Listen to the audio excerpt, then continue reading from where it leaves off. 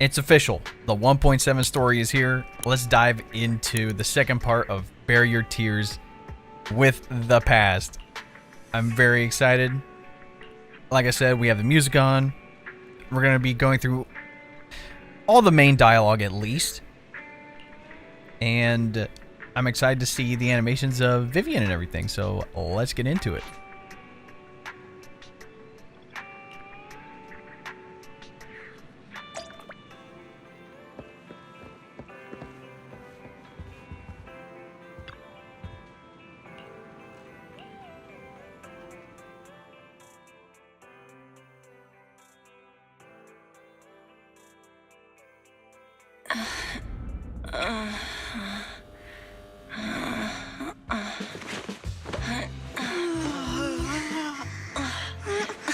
Lord Phaethon, this time let me. There's no way.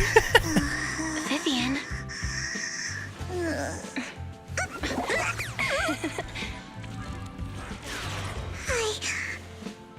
I didn't disturb your sleep, did I? Oh my gosh. Bury Your Tears with the Past. B-side. The epilogue of the season. When I got here, the other Lord Phaethon said you were resting on the couch and just let me in. I meant to keep you company while you slept, but then I dozed off myself. Ugh. I was going to sit here looking super cute, hands cupping my face. You know, like the #1 sleepy face I want to wake up to pose. I can't believe I ended up falling asleep myself. What sleepy face? What pose? That was a lot of words in one breath. Are you sure you got enough sleep, Vivian? No, Lord Phaethon. I was just worried that I had disturbed your rest. Just being able to see you sleeping peacefully is already the highlight of my day. No, my entire month. Though it is a bit late, but... Good morning, Lord Phaethon.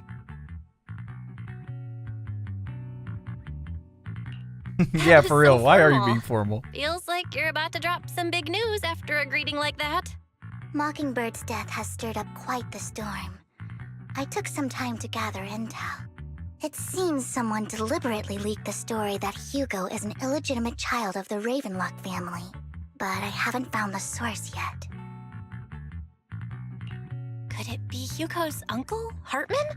Maybe he's trying to turn people against Hugo and Mockingbird by playing the illegitimate child card.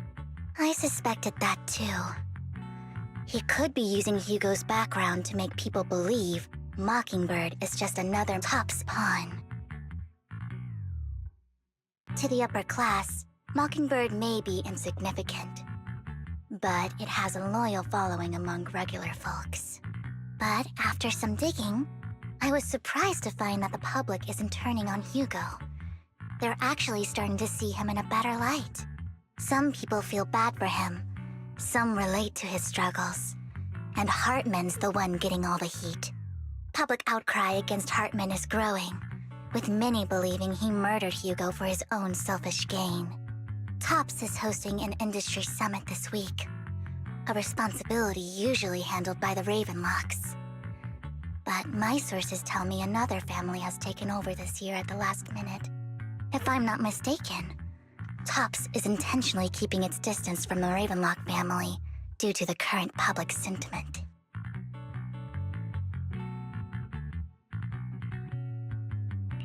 Is someone trying to take advantage of this to get rid of both Hartman and the Ravenlocks? I think Hartman knows this too, which is why he's completely vanished. No matter how hard I search, I can't find a single trace of him. Hartman must have taken the sacrifice core.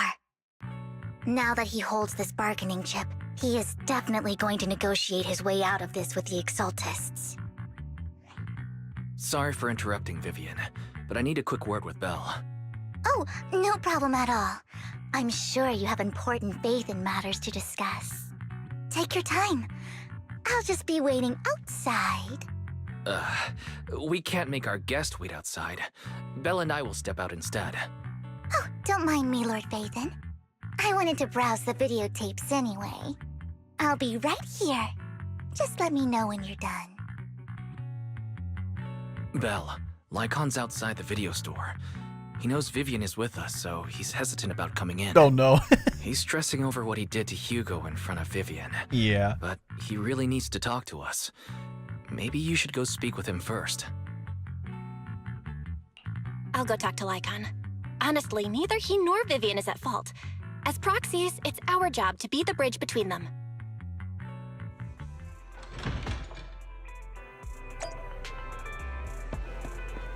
I'll say it is a little bit awkward because of what happened. Good morning, Master Proxy.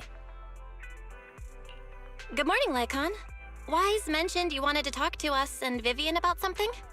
Yes, it's an urgent request from the mayor, one that directly affects New Eridu's safety. However, before we get into the details, as a former member of Mockingbird, I'm concerned about Miss Vivian. Hugo made many mistakes and betrayed the principles of Mockingbird, but I'm certain he didn't intend to put Miss Vivian or you in danger. I don't know Miss Vivian very well, and I was the one who took her companion's life. I might not be the right person to comfort her, but I hope she doesn't regret the choices she made or lose faith in the path she chose. Vivian's doing just fine. She's actually been gathering intel and has a clear understanding of where things are headed. She might be tougher than you think. If you're really concerned, why not just talk to her directly? If you'd like to apologize, it should be face to face, right? That's reassuring to hear. I trust your judgment. You've always had a sharp eye for people.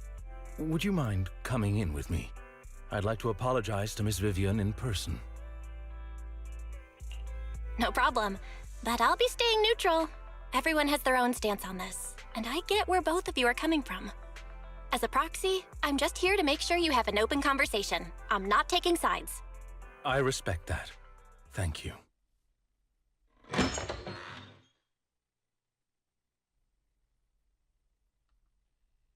Miss Vivian, I'm very sorry about Hugo. You don't have to explain anything. I'm also part of Mockingbird. Mockingbird stands on more than just gain, so it won't fall when fortunes shift.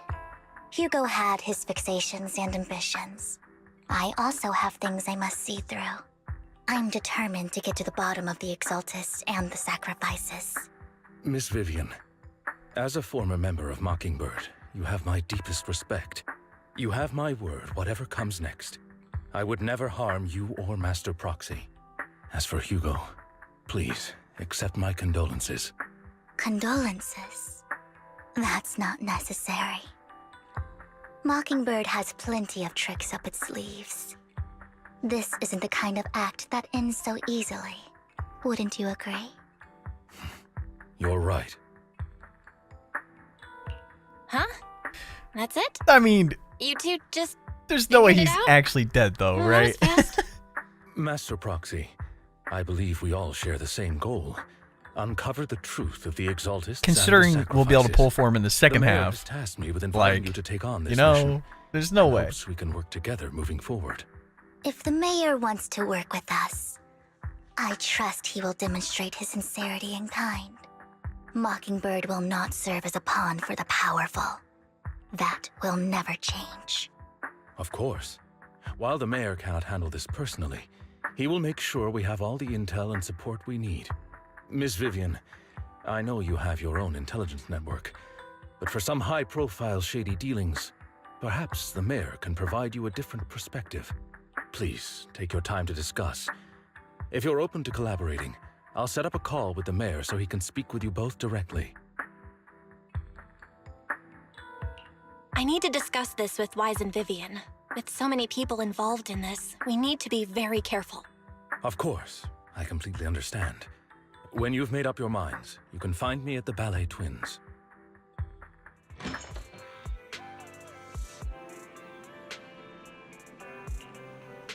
Yeah, I was about to say, like, that's like the whole point.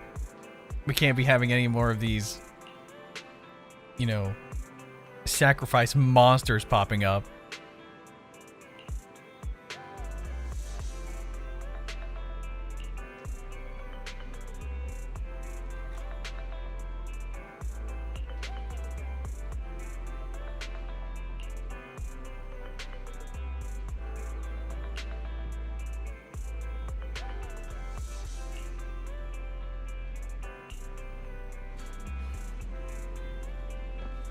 And this is why we can fast travel, ladies and gentlemen.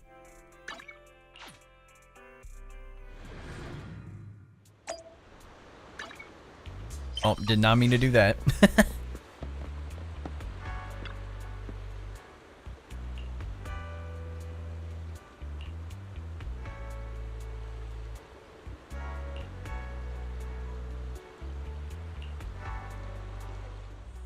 I'll connect the call to the mayor now. My dear friends, I'm glad you're willing to keep working with me. I'm truly sorry about what happened to Mr. Hugo Vlad. I didn't anticipate things would turn out this way. As mayor, I can't fully condone Mockingbird's actions, but personally, I had a lot of respect for Mr. Hugo Vlad. I looked further into Bringer's map. The sacrifices were created by an exaltist named Landon, who was active in Janus Quarter. Mr. Landon passed away in an accident a few years ago. Before he died, he was researching sacrifices and was said to have created a batch of serum that could turn living people into sacrifices. The problem was, the serum wasn't stable, and after his death, the recipe was lost. No one knows what happened to the exaltist in Janus Quarter back then. But it's clear that after the leader died, there haven't been major exaltist activities in the area. Bringer's map marks the locations where the exaltists' most successful attempts at creating sacrifices were. Since this person has already passed away, and the exaltists haven't been active around here for a while, then could it be that this is just Hartman acting on his own? Unfortunately, that's not the case. My sources confirmed that Hartman had been secretly in contact with someone, and they only meet inside the Hollow. That tracks. Is it possible it's someone from TOPS? TOPS is a huge alliance of corporations. They wouldn't bother getting their hands dirty. Instead, they just sit back and reap the rewards. Everything Hartman is doing is to secure his place in TOPS and strengthen his power within the Ravenlock family. If my guess is correct, Hartman has gotten in touch with the remaining members of the Exaltists that used to follow Landon, helping them create new sacrifices. But what's in it for TOPS? There's no way the Exaltists would just hand over their secrets about sacrifices to Hartman, right? A sacrifice outbreak would throw the city into chaos. And that's when TOPS steps in, taking control of the situation on their terms. The public will see the mayor as incompetent, while TOPS comes off as the real protectors of the city. And when that happens, public trust will shift towards TOPS. And Mr. Mayor, you might find yourself in an unfavorable situation. Still sharp as ever, Miss Vivian. So, what exactly do we stand to gain from partnering with you? Please don't tell me you're doing this out of some noble concern for your citizens. I'm not some hero of justice, and I don't believe in lofty ideals or empty promises. We have a common enemy. While our ideologies may differ, we can work together on this. And as proof of good faith, I may not know exactly where Hartman is, but I can fan the flames over Mockingbird's death and escalate conflicts within the Ravenlock family. So it was you behind the rumors. No wonder I couldn't trace the source of the public outcry. I'm not the one who started the rumors. I just helped them spread faster after they leaked. And I pulled a few strings to make sure the story painted Mr. Hugo Vlad as a heroic figure who was unfairly persecuted. As I said before, I had a lot of respect for him, and I'd be happy to clear his name. Now let me lay out my terms for collaboration. After looking into it, I found that the dormant sacrifice you discovered wasn't the only one. There are more places where sacrifices might be lying dormant. Too many eyes are on me right now, so I can't send my own men to deal with it. I'd like to ask you to retrieve the sacrifices from those locations. I'll make sure to dispose of them once you do, so no one will be able to use them again. On top of that, I've asked a friend to help monitor your physical condition, and maybe even uncover more of your potential. Her research overlaps with your teacher's work. You don't need to worry about her capabilities. She's a Void Hunter rank special investigator. Yup, we know who's coming. Really? A Void Hunter ranked special investigator is going to be assisting us? And she's involved in our teacher's research? That's right. She's heading to Janus Quarter for some business. I wanted to set up a formal meeting, but but she declined. She prefers to assess things on her own and will reach out when the time is right. She'll let you know the details then. So it looks like you both are on board with this commission and ready to help recover the sacrifices? Of course. As Okay. long as they get destroyed. We don't want New Eridu falling into chaos either. We'll do what we can. I know you won't let me down. Given our positions, we might not be friends, but we're definitely not enemies. I'll leave the rest to you then. I've got to go. Goodbye.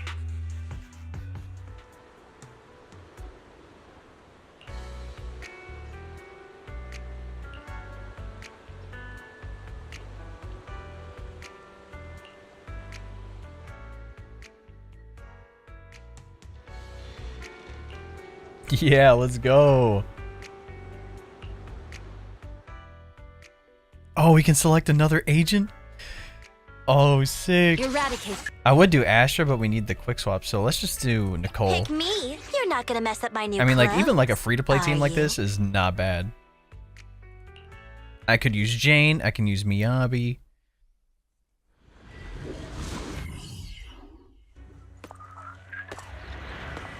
Did I already pull for Vivian? Yes. Do I have her engine yet? No. Lord Phaethon, thank you for trusting Mockingbird and me.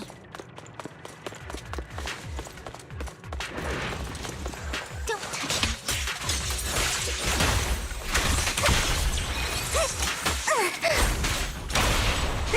What's up? We got Robin too. That's Lord sick. Phaethon, Gosh, her moves are sick though. stay away from me.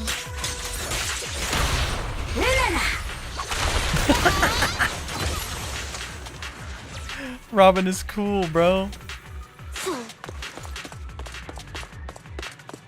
Oh yeah, there's one right there. Has someone already taken the dormant sacrifice from here? Or did the Exaltus decide to relocate it? No. If these dormant sacrifices aren't handled carefully, they could awaken and turn against anyone nearby. She wouldn't risk moving them unless it was absolutely necessary. Did she realize the mayor was looking into this?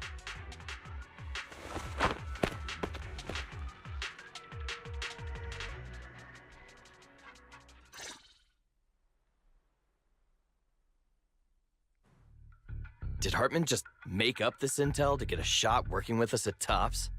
I've been walking around forever and haven't found a thing. The Ravenlocks have always been a shady bunch. No surprise they've gone downhill over the years. I heard they were pretty loaded back in the day. What kind of Is business that- did they run? No clue. On the Is that surface, their Bakugo's business seemed VA legit, from but My who knows Hero? what was happening On the guy behind on the curtain. left? It has to be.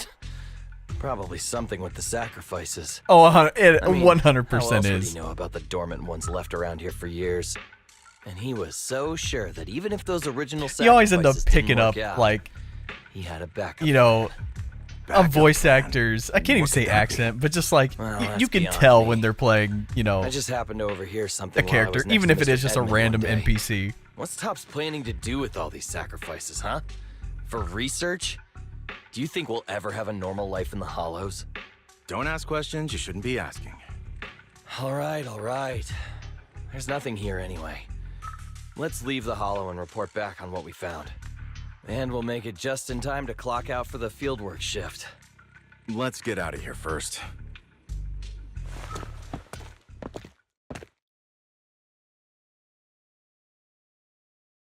Hartman, that fool. He'll do anything to get into Tops, even if it means playing with fire. She's an Exaltist. Human lives have never mattered to her. The more people get dragged in, the greater the danger. Vivian, I've been dying to know. Who is this she you keep mentioning? I apologize for losing my composure.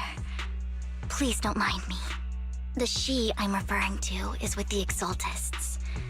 Someone I have a history with. That's why the moment I heard about the sacrifices, I felt compelled to uncover the truth. I never meant to hide anything from you. It's just that, for me, the Exaltists bring back painful memories. And I'm not ready to face them yet. So, Lord Vathan, please give me a little more time. Once I've gathered my thoughts, I promise I'll tell you everything. Sure, I won't pry anymore. Everyone's got a past, and you don't have to dig up old wounds if you don't want to. I can see the Vivian I know now is super brave and kind. I believe you've really put in the work. Lord Vathan, if we weren't in such a hurry, I'd spend 3 whole hours singing your praises. I'll make note of this and make sure to get it done before bedtime. First things first, let's track down those dormant sacrifices. The Exaltists have probably realized someone's after them by now. I wish we knew what Hartman's backup plan is. I just can't shake the feeling that something bad is about to happen.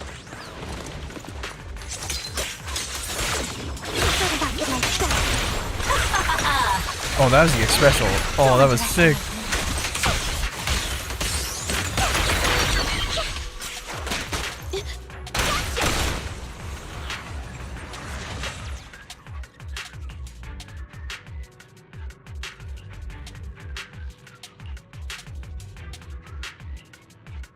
Hugo may have done terrible things, but he had his reasons. Mockingbird might be seen as the bad guys by a lot of people, but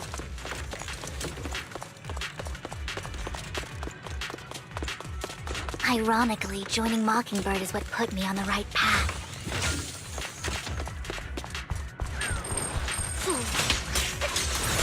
For the first time, I'm needed for more than just my curse.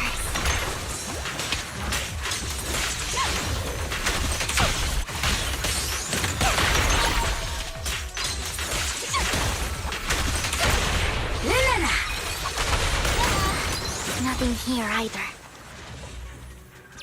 Are we too late?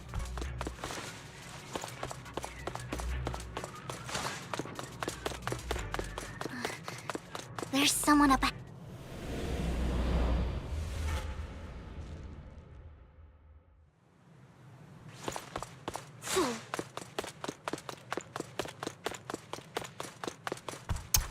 Who are you? I knew it was you, Vivian. Camille, what are you doing here, sis? Are you destroying the dormant sacrifice? Vivian, don't call me sis. I'm not your sister. Are you trying to stop the Exaltists? I never left the Exaltists. You know what Landon did back then! Lord Landon did it for the Creator. His methods may have been extreme, but they were necessary. Back then, you walked away. You should do the same now. We didn't meet today. Take your friends and leave. What's wrong? Are you being forced into this? I can help you. Help me? Like how you helped her? Vivian, you're crying. You see me, don't you? No, You haven't changed a bit, Vivian. No need to hide your tears. I know exactly what's ahead for me. You've made your choice, and I've made mine. One last piece of advice. Stay out of this. She loathes you. I won't tell her we met today. Don't show yourself around us again. Camille!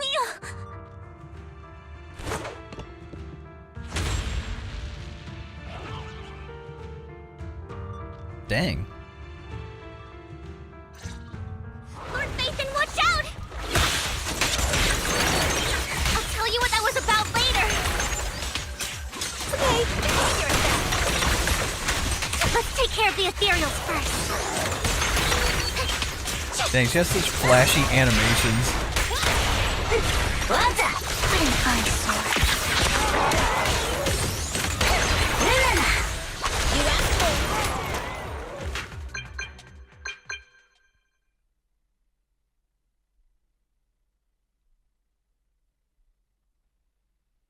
You two took longer than I expected. Did something happen? We searched the coordinates the mayor provided. Most of them were already empty. No dormant sacrifices. Camille, the Exaltists have been actively destroying the dormant sacrifices. The Exaltists? There's no reason for them to go after the sacrifices, right? Vivian is telling the truth. I saw it too. And one of them is someone I once knew. I thought she would leave the Exaltists after Landon's death, but she stayed. Do you have a Just history keep with going the down the Exaltists, rabbit hole Vivian? farther and farther. When I was Like a child, the mayor said to collect I stayed them. with the Exaltists for a The while. Exaltists, we Back thought we're then, gonna collect them, but they are Landon destroying was one them. of the most respected figures among the Exaltists in this What is region. happening? A lot happened. And after Landon died, I left. I can't turn a blind eye to the sacrifices. I know all too well how many lives have been lost bringing them into existence. Ever since I learned a sacrifice had appeared in Janus Quarter, I haven't been able to stop worrying. I won't let history repeat itself.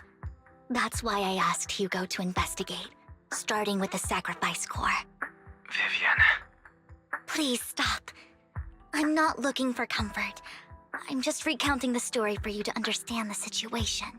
We've got bigger things to focus on. But when I do need comforting, I'll come straight to you. I hope you'll make time for me, Lord Vathan. Just so you know, I'm not the easiest to console. No worries. I'll totally have your back until you're feeling better. Okay, back to the matter at hand. That conversation between those two TOPS employees back in the Hollow is still bothering me. They said Hartman had a backup plan, and that got me thinking about some news that was quietly swept under the rug. Lately, there have been mining accidents in Ravenlock-controlled areas. Many workers have died. The families were paid off with huge settlements, way more than usual. No protests, no controversy, and the issue was buried. But considering the Ravenlock's financial position, why would they be so generous with payouts? That sounds sketchy. Are you saying they made up the accidents and the workers' deaths? Precisely. I don't think those workers died in mining accidents. I'm planning to reach out to some old friends, see if they've heard anything about this. Do you have time, Lord Vathan? My contacts are just near 6th Street. Care to join me? I'm in. Let's go together.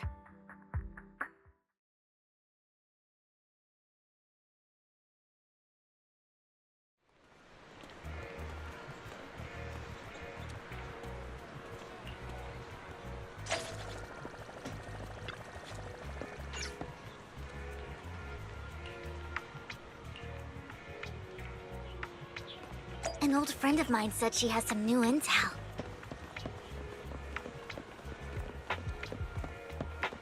She's like a mentor to me. Look who it I learned is. a lot about data scraping on the internet thanks to her. We get to see you again, Rain. Rain! Long time no see. Yeah, it's been a while. Rain? You two knew each other? Yeah, Phaethon.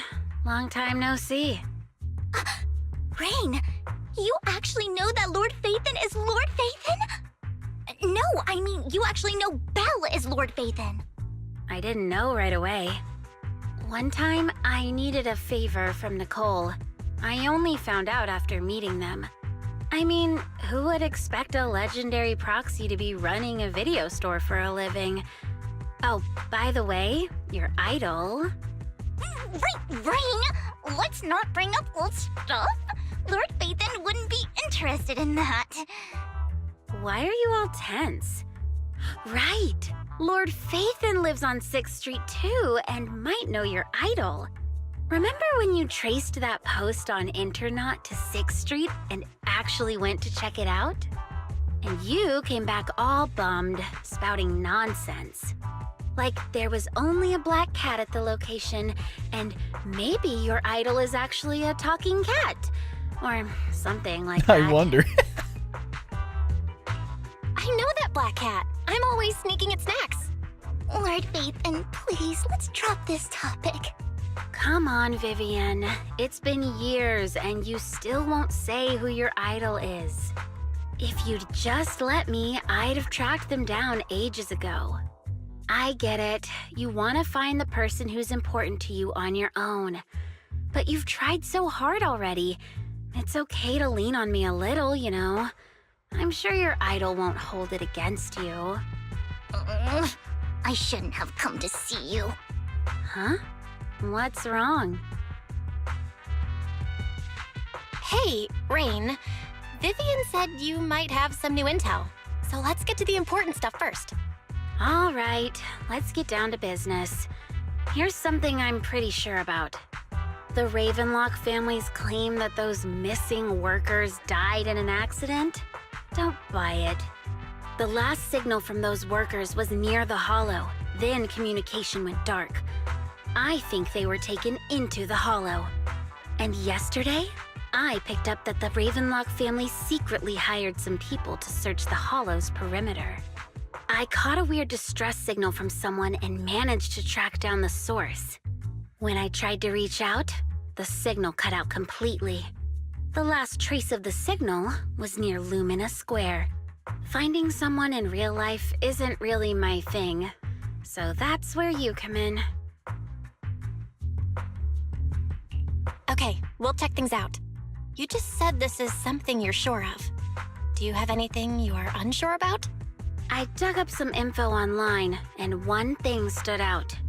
A few days ago, there were some creepy sounds coming from an abandoned warehouse by the port. The place was locked up, so no one could see what was happening inside. Not sure if it's related to your search. If you don't find anything useful around here, it might be worth checking out. Well, that's all I have for you. Thank you, Rain. Don't get all emotional on me now. I'm just helping out a friend. This one's on the house. Consider it payback for the favor you did me last time. But if you still want to find your idol, hit me up. I've been curious for what... Alright, don't worry about it. I'll manage it myself. Stop being so nosy, Rain. Nosy? Nah, just professional. Bro, they did curious. Vivian's What kind VA of so person is well. worth I'll have to all look this up searching, afterwards huh? who they cast for it, But because honestly, they made the whoever perfect they are choice. in real life, they've become a part of you. You've come a long way in this search, Vivian. I much prefer the person you are now. So if you find this person, don't chicken out. Go meet them. People will appreciate you for who you are. Rain. I might not care about the real world or what it'll be like, but I hope everyone I know can live a good life. I'm counting on you to save the world, guys. All right, I have other business to take care of, so I'll leave the rest to you.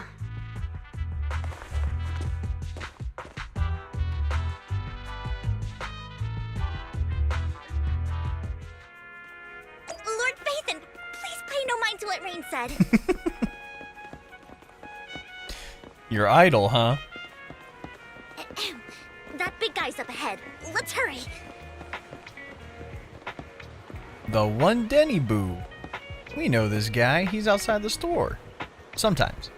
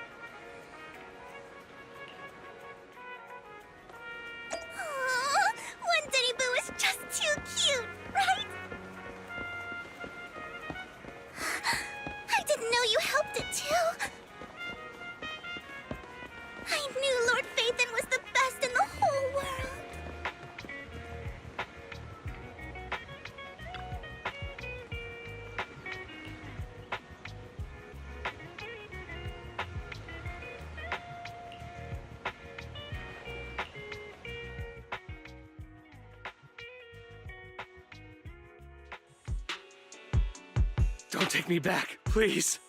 I was wrong. I know I messed up. I don't want your money anymore. Please, no. Calm down. Who are you? I won't say anything. Just let me go. I don't know anything. I swear, I know nothing. We're not PubSec, the HIA, or the Ravenlock family. We won't force you into anything. There's no need to be afraid. What do you want from me then? We simply want to know where the Ravenlock family took you and what they made you do. I can't say. I can't tell you. I have a family. They'll hurt them. You never saw me. Please, just stop asking. Don't you wish to see your family? I don't deserve to see them. It's my fault. I was greedy. I did this to myself. But your family must miss you dearly. I'm sure they won't blame you. No, it's my fault. It's all on me. I don't want to drag them into this. If the whole ship is sinking, no one on board can escape. I'm just a nobody. And right now, there's nothing I can do to change anything. If you care about your family and friends, now is your chance to stop the disaster before it's too late. Even a butterfly flapping its wings can send a tsunami surging across the ocean. No one knows how this will turn out. But if you do nothing now, the only thing waiting for you at the end will be regret. We're not here to turn you in, and we won't force you to confront them. You'll be safe with us. I'll help you return to your family. But you must tell us precisely what happened. Hartman offered a huge amount of money, looking for workers to go into the hollow to guard something. The money was way too good. We all kind of figured something wasn't right. I thought it was just smuggling or guarding some kind of illegal ether resources, so I signed up. After we sent in our applications, Hartman's men took us into the hollow. The first place we went, there was a strange box. When we got there, they handed us some pills, saying they'd improve our aptitude for ether, for us to last longer in the hollow. But after I took them, everything went fuzzy.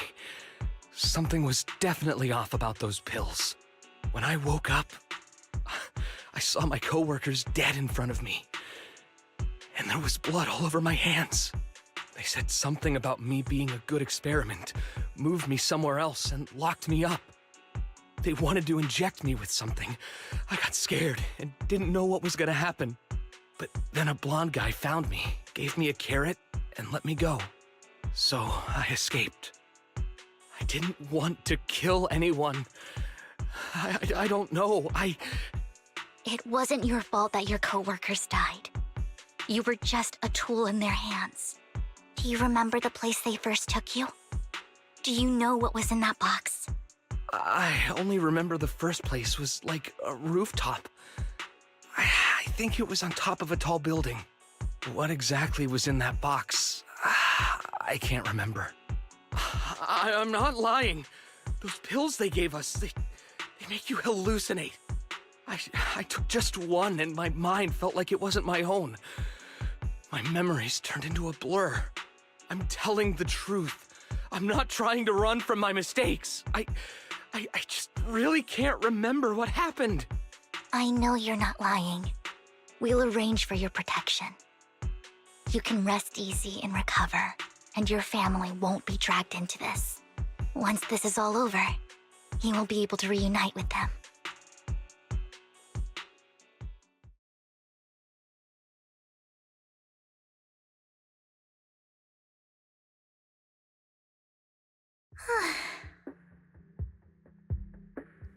I'll say that's a I've been lot. meaning to say this for a while, Vivian. You're just so calm and decisive when things get tough. Totally different from the impression you gave me at first. Actually, I wasn't always like this. I used to run away when things got tough. There was even a point where I just wanted to disappear. As if my very existence was the source of suffering. I wondered. Perhaps leaving it all behind could put an end to the pain. Whoa. It's hard to imagine you like that. I mean, you had this super intimidating vibe when we first met. Well, I was on a mission at the auction when we first met. And just as Rain said, I've come a long way from who I used to be.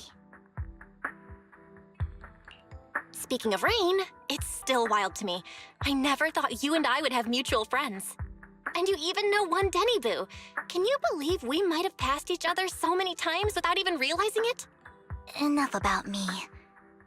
Tell me more about you, Lord Phaethon. Where have you been? And what have you experienced? Looking back, I feel like I've been through a lot lately. My brother and I even lost our Phaethon account. Oh, everything started when the Cunning Hares took something from the Red Fang gang.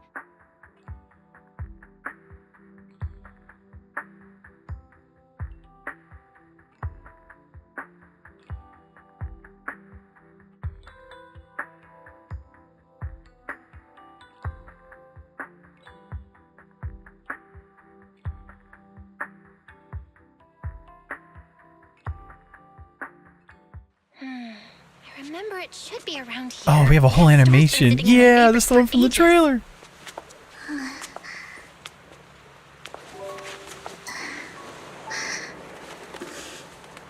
Lord Phaethon! What's up?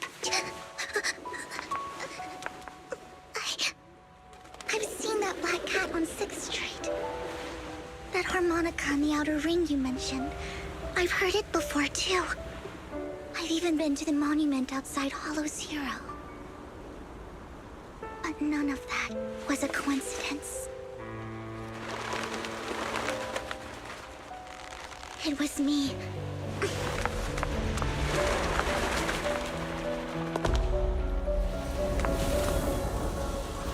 Following you, and now I've finally made it to your side.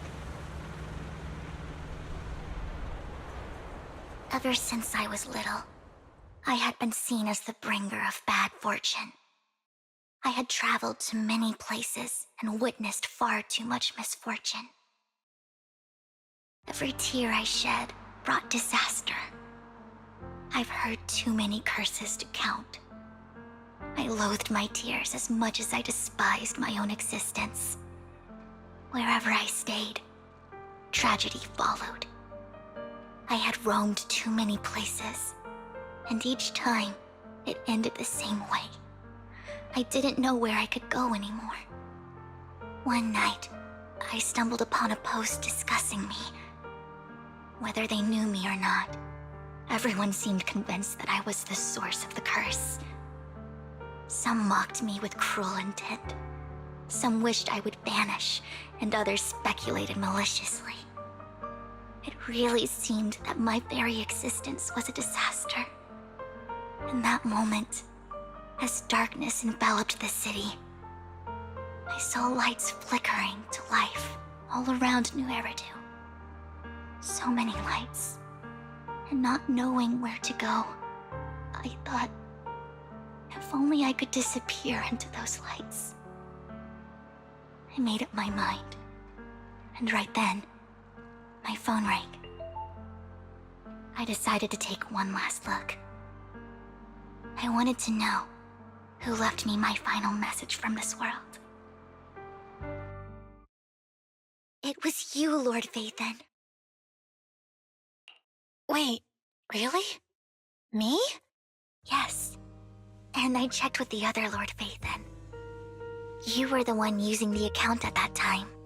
But I know you probably don't remember. This is kind of cool. After all, it was just an ordinary day. Like her foresight Ordinary ability post and meaningless leading up comments to, online. you know, But this current for me, update. It was the night I finally realized kinda where cool. I could go. I wanted to walk the paths you had walked, see the sights you had seen. And then, one day, share it all with you, face to face. What did I even say in that comment? I can't remember off the top of my head. Well, you'll have to figure it out for yourself. I'm not telling you. Huh? No! So, Lord Phaethon, thank you. Not only for that comment you made that day, which was a silver lining for me, but also for giving me the courage to become who I am today. The Vivian standing right in front of you now, Lord Vathan. I truly like who I've become.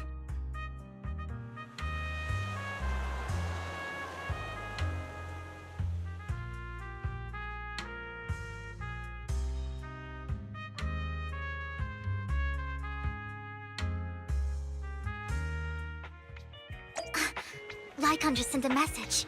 There's an update. Let's head back to the video store and go over the details together. What a great view, too.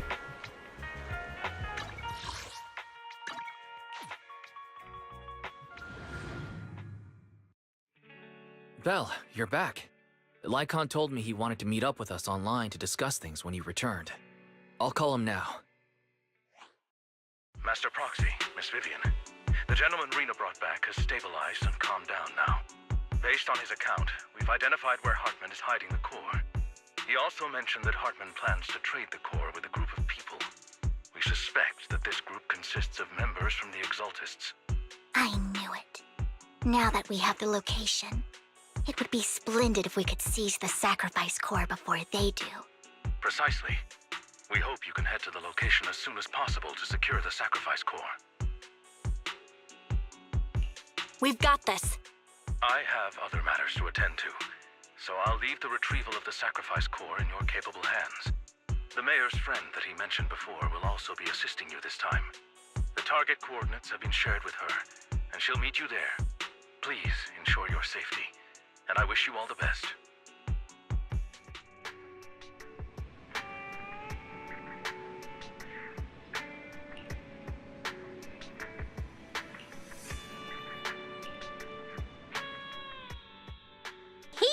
The Denny's keep rolling in.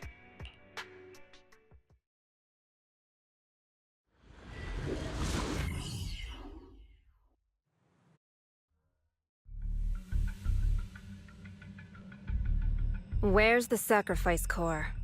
Camille, you really think I'd stroll around with something this important? Plus, even though the Ravenlocks and the Exaltists have been working together for ages, I've hardly even met Lady Dina. I'm the one offering the sacrifice core here. I'm curious what Lady Dina's got lined up for me in return? I'm just here to verify that the core you mentioned is real. Once that's sorted, Lady Dina will give you a proper response. Our partnership isn't just talk. We need to be sure you have what we need before moving forward. Sure thing. I'll take you to where I keep the core. Once you verify it's legit, have Lady Dina come over. We'll lay everything on the table face to face. All right, lead the way. It seems Hartman is trying to bargain for more. What a greedy and insatiable man. It's just that... why would they only send Camille for something as important as the sacrifice core? And I can't shake the feeling that Camille doesn't want Hartman and Dina to meet. Why is that? Who's this Dina he just mentioned? Is she the leader of the Exaltists? Kind of. Lord Vathan, I really think we should hurry. We must get to where Hartman keeps the core before anyone else does. I've got a shortcut planned, but there are gonna be ethereals along the way. I'll let you handle them, Vivian. Don't worry, Lord Vathan. You're in capable hands. I'll ensure your safety.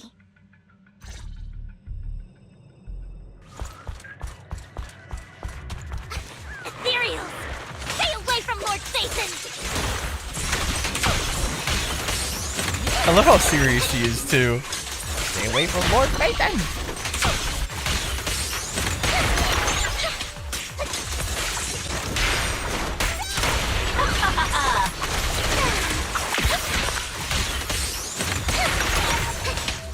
Yeah, be ready for the build guide video when I come out with it, because this is definitely going to be, you know, an interesting one. Because her kit seems to be like good on field and off field. So it's definitely going to be interesting. And the way she buffs pretty much like every type of anomaly damage too. More leverage. And the bloom damage as well. Her kit's definitely unique, to say the least. Let's get out of here before we're spotted.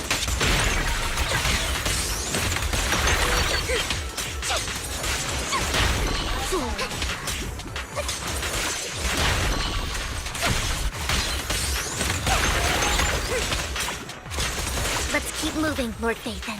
The rope just legit just disappeared. Don't touch me.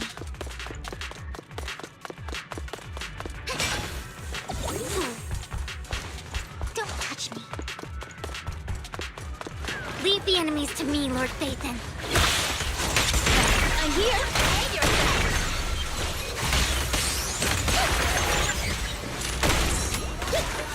Gotcha. Don't underestimate me.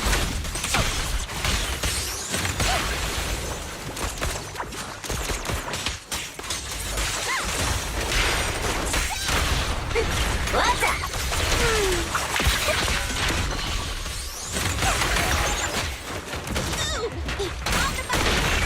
They're still over there. Looks like they're arguing.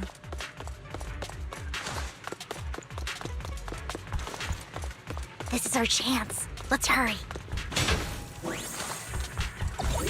No matter who has the sacrifice core, Hartman or the Exaltists, it would be really dangerous.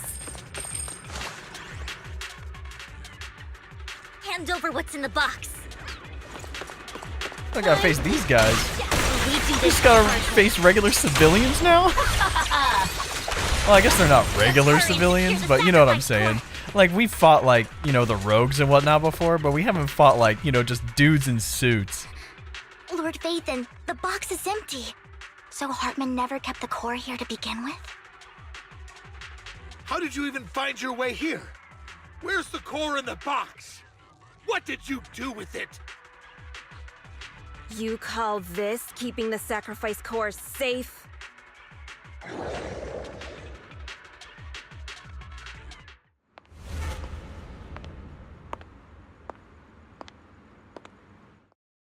Vivian, it's been ages. Dina! Oh my, you actually remember me. So sweet. Look at you, thriving. I thought you'd totally forgotten about our past. So, tell me, do you ever dream about the people you've killed? Are they crying in your head all night? Back then, I had no idea. You had no idea? While you were soaking up all that love from your daddy and everyone else, you had no idea what was going on? I wasn't. Lady Dina, Miss Vivian didn't actually... Camille, when did I say you could meet up with Hartman today? I just wanted to make sure the sacrifice core is legit. I was worried Hartman might try to pull a fast one on us. Really? So loyal. I thought you'd be more like the old days. Just a few words from Vivian and you'd be plotting my demise. Just like what you did with Father. I won't, Lady Dina. Don't even think about betraying me, Camille. You owe me for what went down back then. However, I do understand your worries. This core, it's fake. No way! I got this straight from Hugo. It can't be fake. How can you just claim it's fake without any proof? Ugh, seriously? Wait, does that mean during the fight in the first half of the story last update that we made a switcheroo somewhere? The sacrifice core can max out the ether particles within human bodies in no time at all. But look at your little subordinate. How uncouth.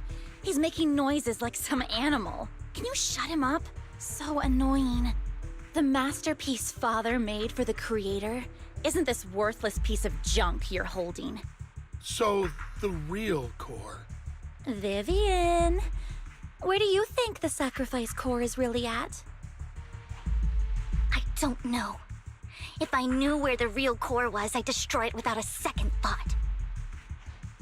Dina, you understand what the sacrifices are. And you know those who were blessed should not have to endure such horrors. Oh, they shouldn't have suffered those horrors. Weren't you the one who decided if they'd be blessed or not? If it weren't for your tears, how would they have encountered such misfortune? How self-righteous, Vivian. Their fates were in your hands. It was you who brought disaster on them. Landon just needed an excuse. He needed someone to blame. Whether I shed tears or not, he'd treat living beings as mere subjects for his sacrifice experiments. Dina, you know all of this. Landon even went so far as to sacrifice you. Shut up, shut up, shut up! Father did it for his great cause. Vivian, why do you always mess everything up for me? Everything! You did it before, and now again! You just had to ruin my plan. I was so close to fulfilling Father's last wish. If you don't give me the sacrifice core, be prepared to become food for the ethereals. I told you I don't have the sacrifice core. Otherwise, I would have destroyed it already.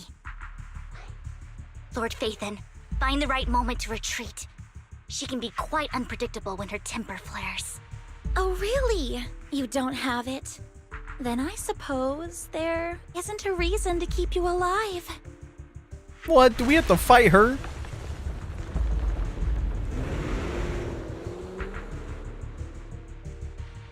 I was about to say. More ethereals are coming.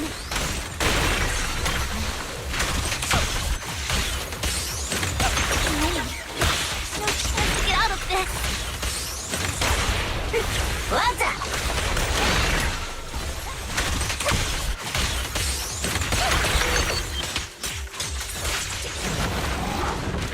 Don't you know? It might try stirring the pit. Oh, her ult is cool. Okay, gotcha. Oh, for Lord Phaethon.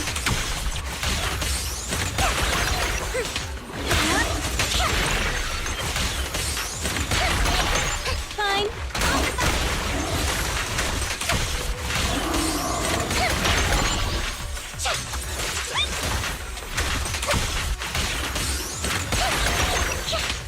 Here comes a big one. Don't underestimate. Stay away from Lord Phaethon. Oh, what? What is this? There are so many.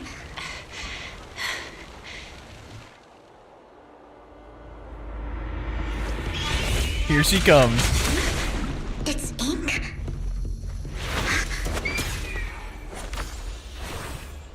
Shun Palace, good fortune, closed gate, safety. What? An evil miasma gathers here. Another place of conflict. If you wish to avoid disaster, then head southeast.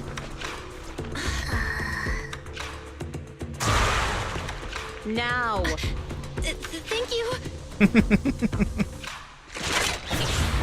I believe her name is Yijun.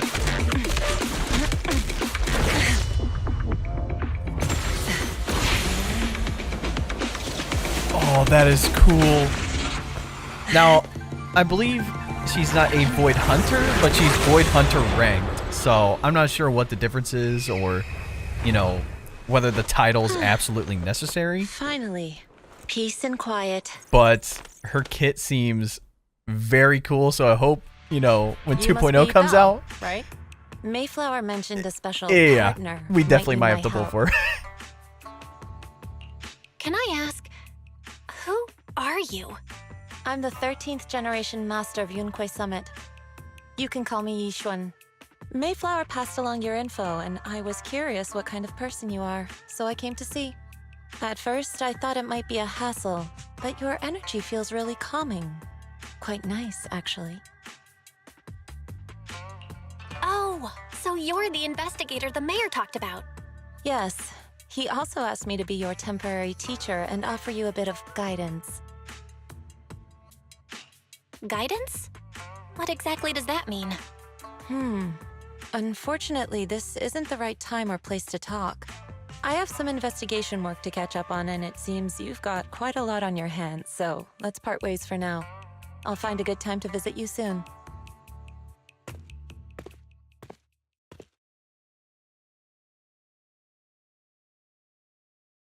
I'm so sorry, Lord Vathan. I'm just not feeling very well. I think I'll head back for now.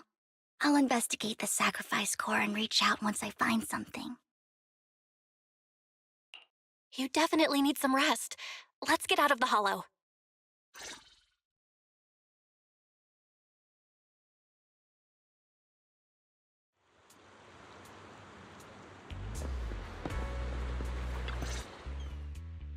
Lord Vathan, are you going to rest now?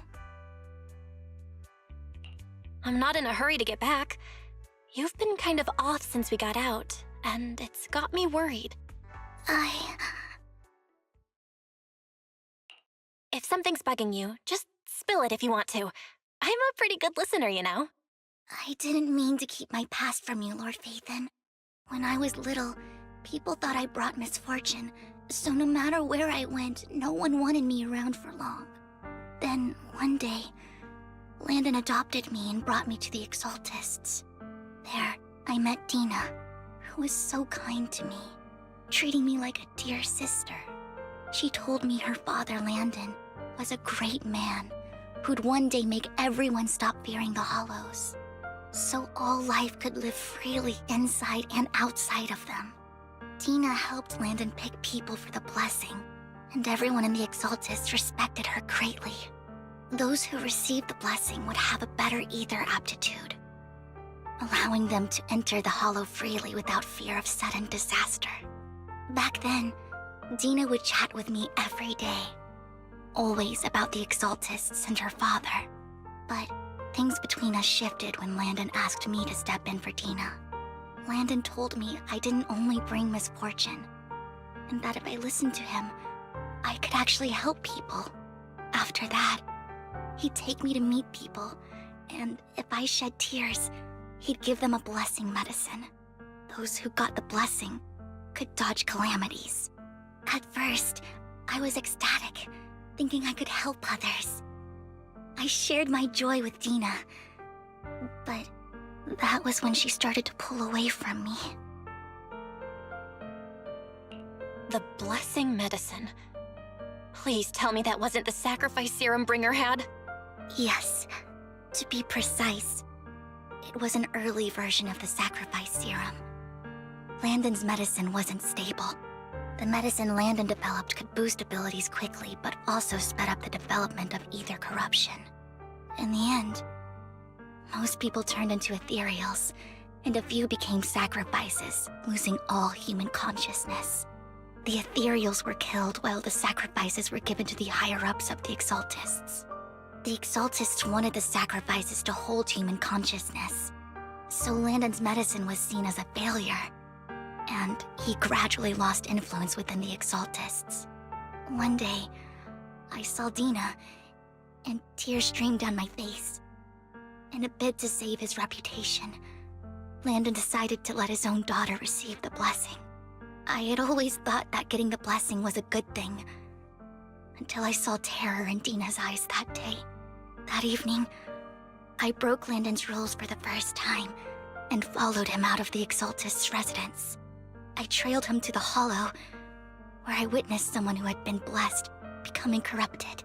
In the end, that person became an ethereal. Then, without hesitation, Landon killed him. Before Landon returned, I went back to the residence and snuck into his study. And there, I uncovered the truths I just told you. And just a few days later, it was time for Dina to be blessed. I wanted to save her and stop anyone else from getting deceived. So, that day, I told everyone present that Landon should be the one to receive the blessing, not Dina. At first, Landon argued, and no one believed me. But, in front of them all, I looked at him and let my tears fall.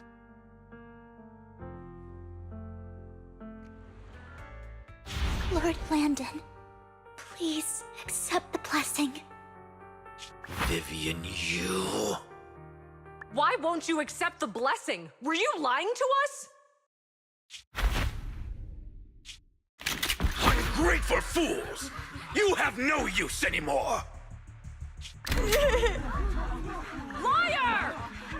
Run! Run! Dina! Dina, wake up! We have to go! Vivian, what's happening? Listen to me. Lord Landon's so-called blessing isn't...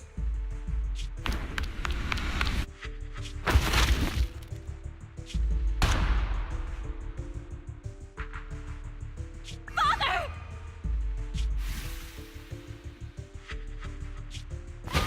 No, I was just... Mom, I want to go home. It's got nothing to do with us. This is just what happens when you don't accept the blessing. Vivian, was this you? Dina, I just didn't want you to accept the blessing. Everyone who does ends up... I just don't want to lose my father. You knew? If you knew what he's done, you... He's my father. He's all I have. Stop being self-righteous, Vivian. You only ever bring misfortune.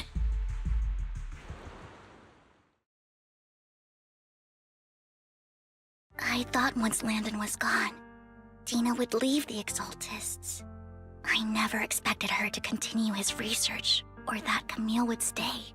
Camille lost her entire family in a hollow disaster, so she's always supported the Exaltists. She's not a bad person. She's just someone searching for hope. She joined the Exaltists very early on, and even watched Dina grow up. That day, she was just so desperate to save Dina that she...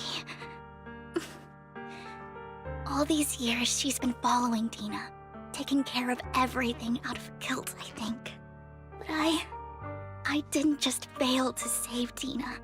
I trapped her.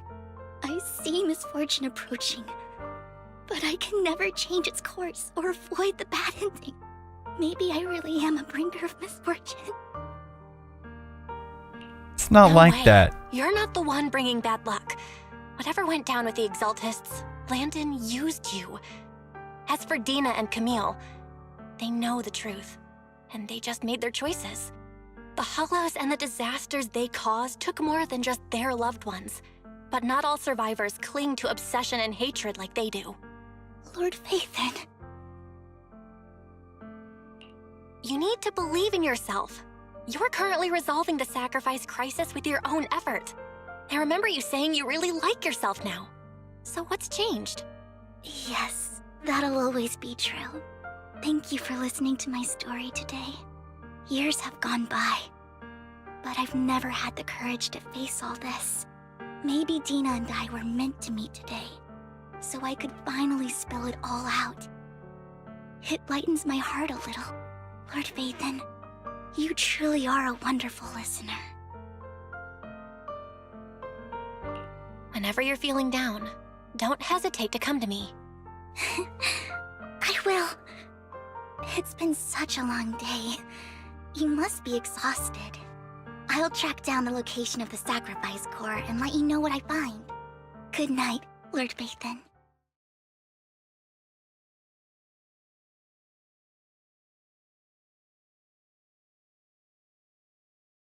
The story just keeps getting juicier and juicier, dude.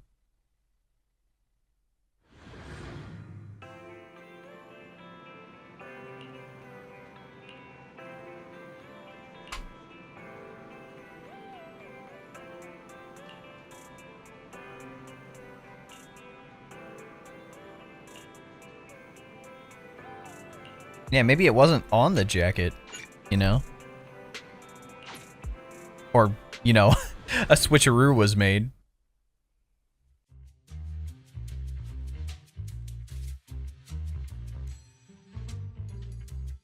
Shul, I didn't expect you to be working here. Perfect. I was just covering someone's shift. The screening here is super strict, and I was afraid the supervisor would realize I was new and subbing for someone, so I hid in the control room during the supervisor's inspection. So I happened to bump into this guy, a blonde man wearing a hat, and I think he was checking some footage. Then he logged that footage into the tape he brought. Later, I found that part of the footage had been wiped. Blonde, wearing a hat. Could it be Hugo? Do you know him? I think it's him. If it were Hugo... I think I know where he would hide the tape. Thank you, Shaw. You were a big help. Great! You also helped me a lot when I started working. I used to make mistakes all the time. If it weren't for you cleaning up my messes, I would have been fired ages ago. So I'm happy I could help you too. All right, go ahead and do what you need to do. We'll catch up another time.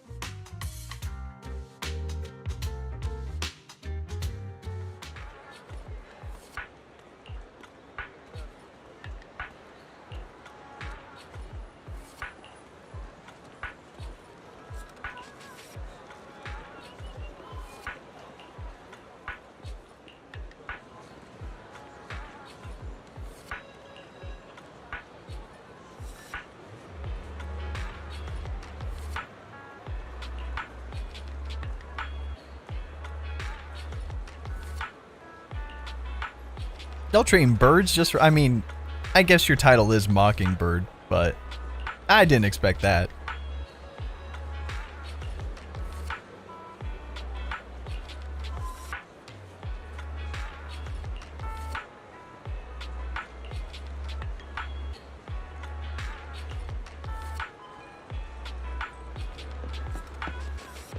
Let's go find a bird.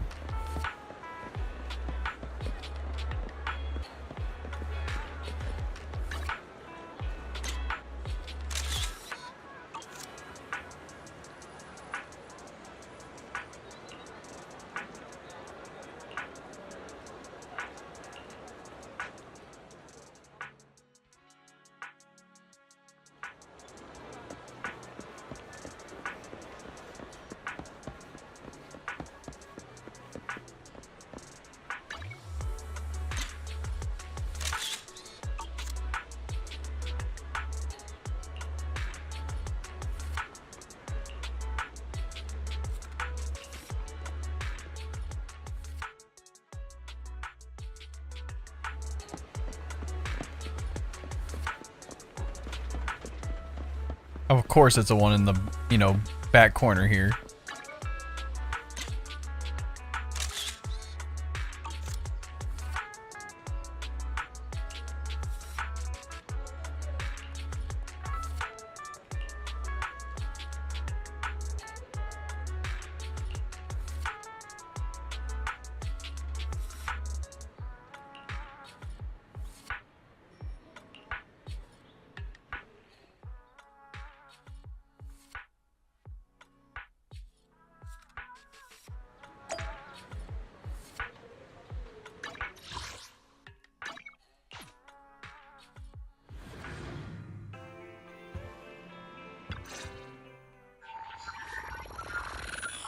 Of course Fairy can fix the videotape.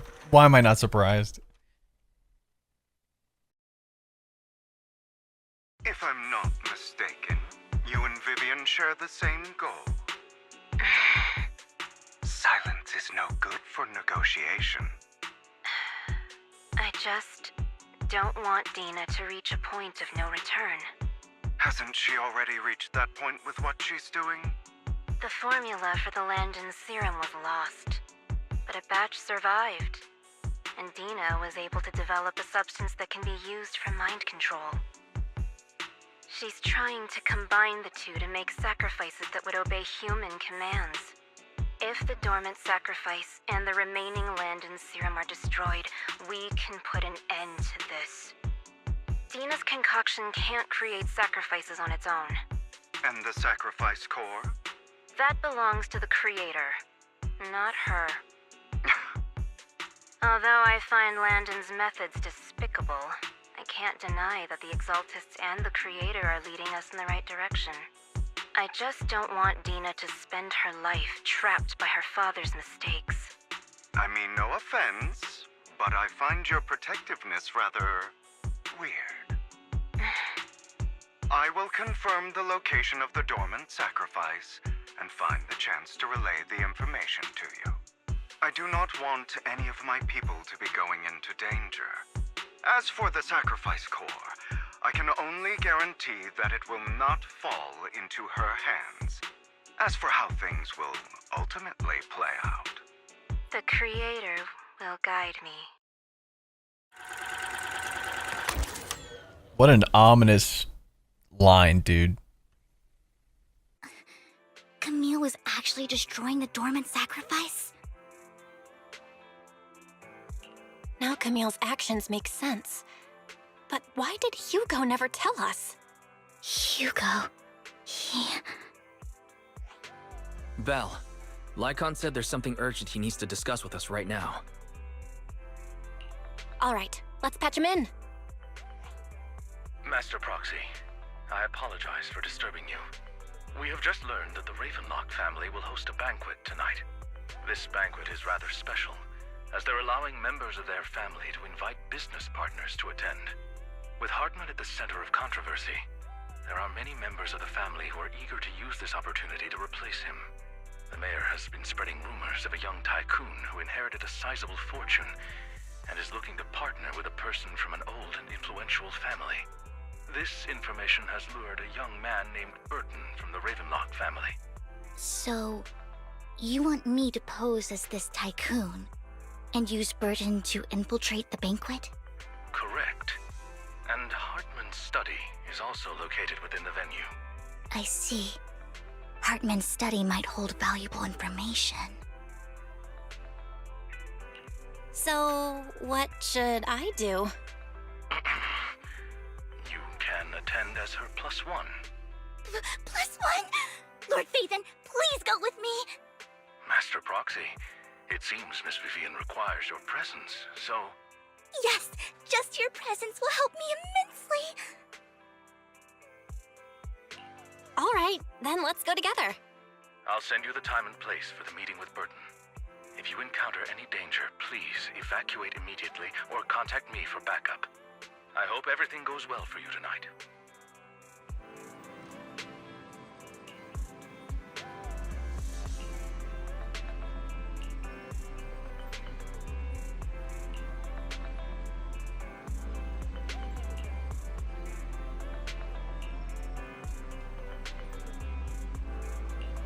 Formal dinner etiquette. You know what? That takes me back. Fun fact about your boy Dave. I did go to etiquette school. Granted, I forget like 90% of it. But I went. And I passed. So at least I was competent.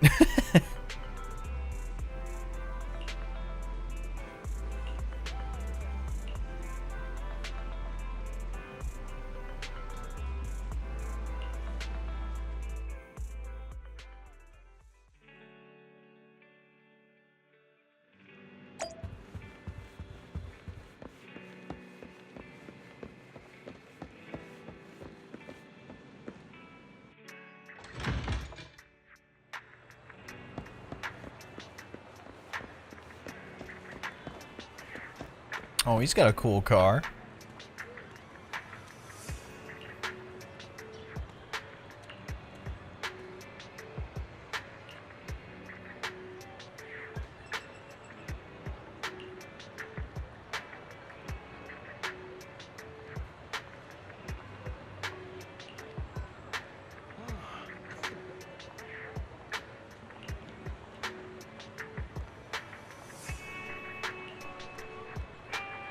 I feel like we're so underdressed for this, though.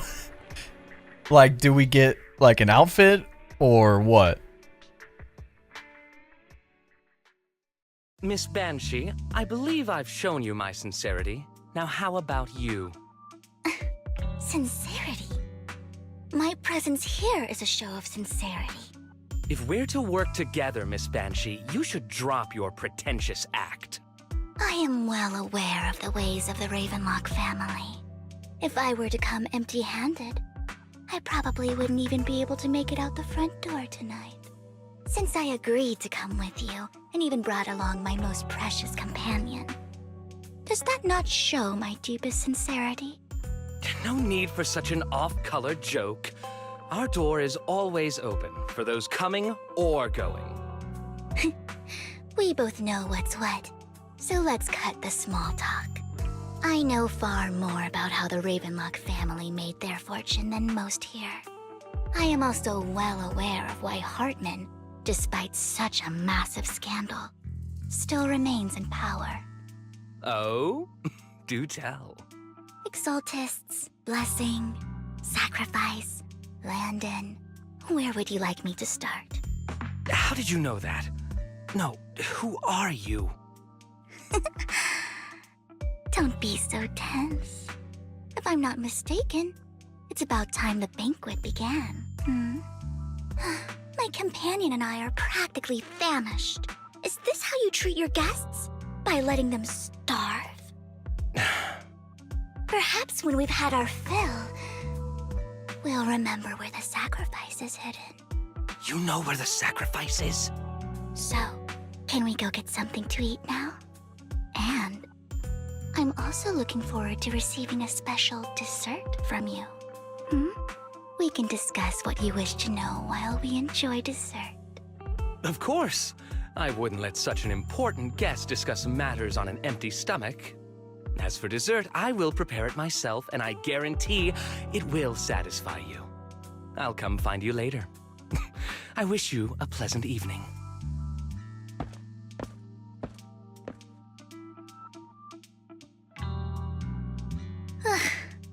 These I kinds was about of to say, I'm people are feeling the exact exhausting same to deal thing. with. I'm like, I really having don't know to how be Hugo used to put up with it. fake polite for the sake of it.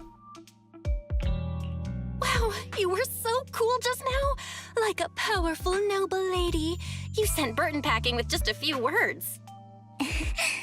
It's just some techniques Hugo taught me. Like that dessert I mentioned. It means I want them to offer more if they want to come to an accord. Fortunately, that old fox Hartman is terrified of losing power. He's definitely keeping the destruction of the sacrifice and the fact that the sacrifice core is fake hidden from the other family members. Otherwise, Burton wouldn't have been so willing to raise his offer. Lord Phaethon, let's find Hartman's study when the banquet is at its busiest. All right, I've already taken note of the surrounding terrain. Once more people arrive, we'll enter the garden through the door in the corner of the banquet hall. Wherever you go, I'll follow, Lord Phaethon.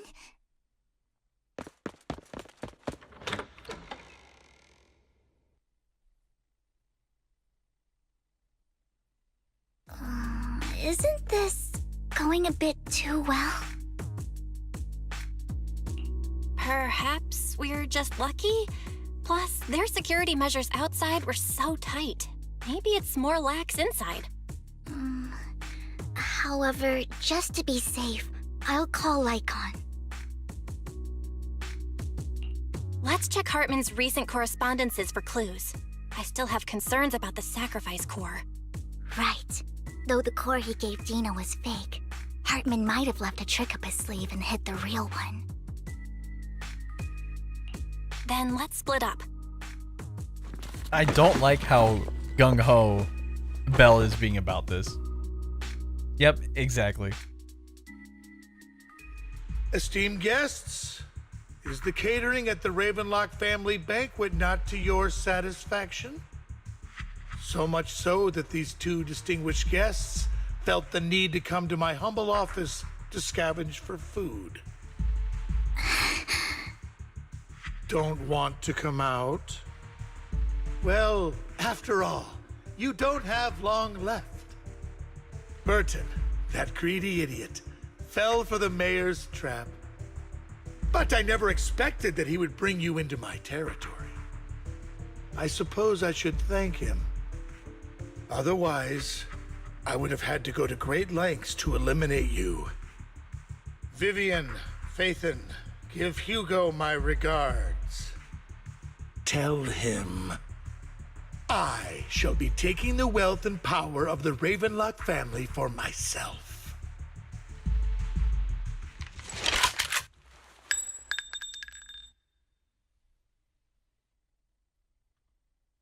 Yeah. See, we knew he wasn't dead. Why must we be so distant with one another? You can just tell me what you want to say directly. Hugo! Impossible! You're... Uncle, you must know a Ravenlock will never stop until they get what they want. Did you really think I would be defeated so soon? When I have yet to trample you into the dirt. You filthy bastard! You only know how to resort to these petty tricks! Petty tricks?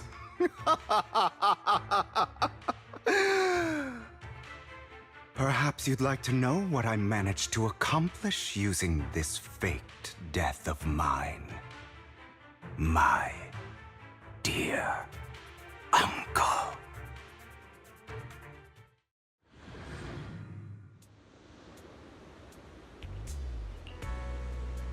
Faking my own death.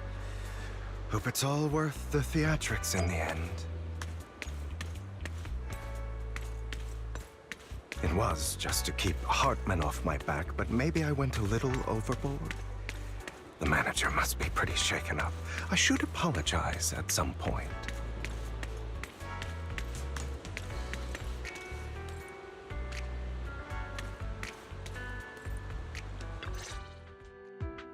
You're taking longer to rest than I expected. Lycon, you think too highly of my physical capabilities.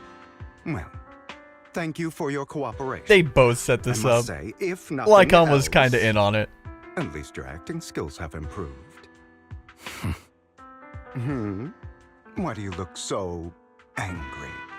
You should be happy. We pulled that off together with flawless teamwork and managed to fool everyone. Drop your foolish facade. I'm glad you still remember the code we set all those years ago. And thank you for ensuring your sleight of hand didn't deteriorate. Oh, right. I should also thank the blood bag hidden in my clothes and our other props. Do you remember when we last used this trick? It was probably ages ago. Sometimes I really don't understand you. Have you never thought about what the consequences would be if I didn't understand your code? If I decided against helping you? Or if I just couldn't control my strength properly? You'd understand it. Of course, if things really did go awry, I had alternative plans. You wouldn't be so arrogant as to think I'd bet everything on you, would you? You're insane. Aw, I'm flattered. So what exactly is the purpose behind all this? Surely after going to such great lengths to erase your own existence, you don't just plan to hide here and reminisce about the past with me. Don't try to brush this off. I've already helped you enact your plan. Tell me the truth. Don't get your tail in a twist. I have more plans that require your assistance, so naturally I would not hide anything from you. Simply put, as things stand, whether as Hugo Vlad or as Mockingbird, I am doomed to die.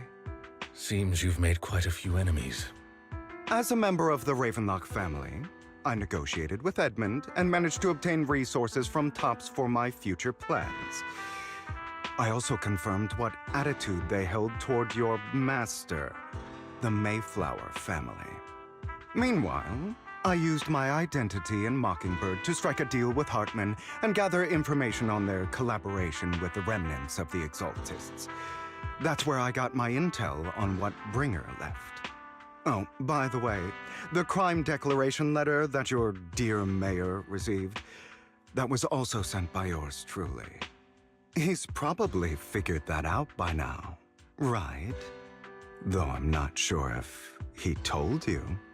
The mayor learned about the sacrifice attacks through his own means, but lacked an opportunity to take action. That warning letter was precisely what he needed. You aren't hopeless yet. How delightful. In short, I'm more well-informed than your lot because I get around, dealing with all these different important figures. But of course, it comes at a cost. It's only fair. After all, you can't hide the smoke from a wildfire. Rather than trying to carefully tame it and risk setting yourself alight, it's better to let it burn free. When I helped you put on your little act, killing you in front of everyone, you left the sacrifice core to Hartman. That was intentional too, then? Oh, yes. And it worked like a charm, didn't it? Now no one cares for me anymore, and all eyes are on Hartman. A perfect situation for keeping the Ravenlock family in check while dealing a cutting blow to the Exaltists behind them. Another crucial point is Vivian and Phaethon. I must sever any ties they have with me or Mockingbird. Although I feel bad for Phaethon about what happened, but it had to be done. That's the only way they would be safe, allowing the plan to continue. I noticed that you never turned your blade toward Master Proxy. So, those words you said back then were also... I will bloody my hands. I will carry the weight of my sins. I will become the Abyss. Obviously, it was all an act. My acting has always been impeccable, as you had me fooled. Hugo, you're taking such a tremendous risk. Why? Would you believe me if I said it's for justice? But unfortunately, it's not. I want revenge on the Ravenlock family. And I will make sure that despicable excuse for a human being, Hartman, suffers a slow, torturous end. Of course, I also promised Vivian that I would help her investigate the whole thing with the Exaltists. That's all. You don't look too good. Is it your wounds? No. This is the first problem I plan to resolve. Lycon, do you have a place that is sufficiently discreet, quiet, and can take a lot of damage? What? Oh, wait. Did they tie him up at the port? Yeah. So that was the guy that was freaking out. What exactly are you doing?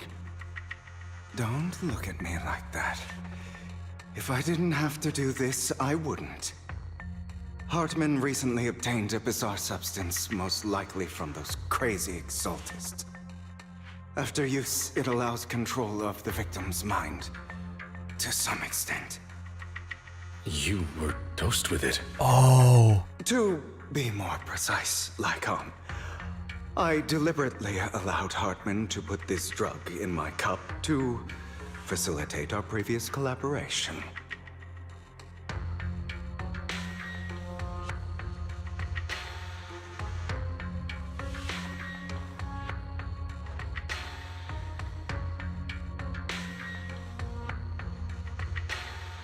After finding out about it, I quickly found someone to help analyze its composition.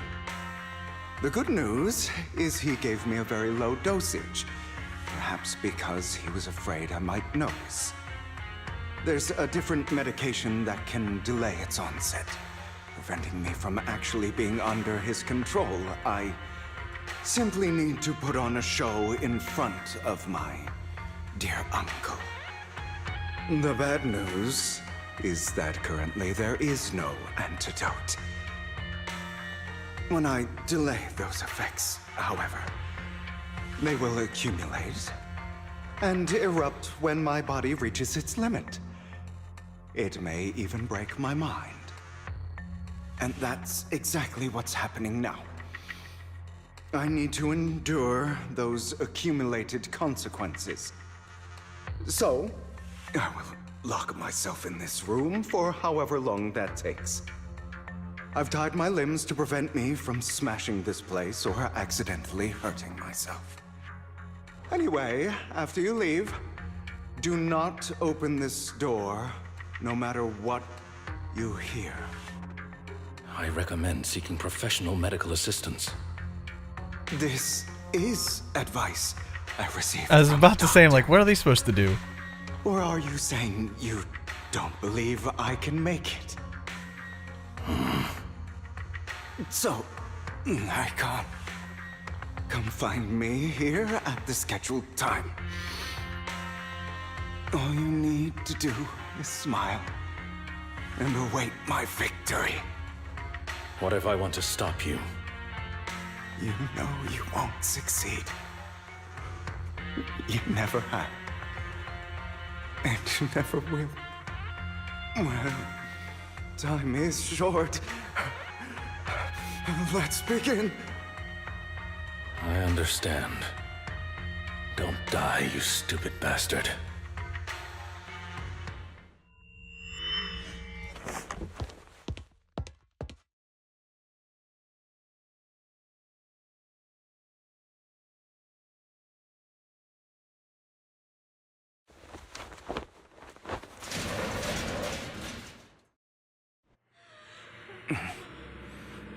Is this because the side effects haven't worn off yet?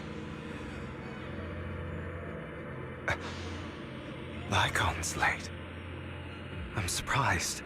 Or is something wrong with time itself? Looks like someone's over there. Might as well go ask.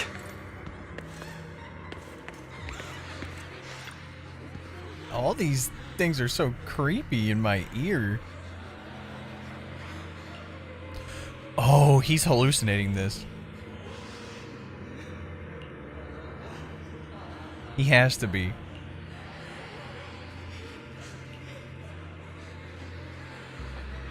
This has got to be about his past.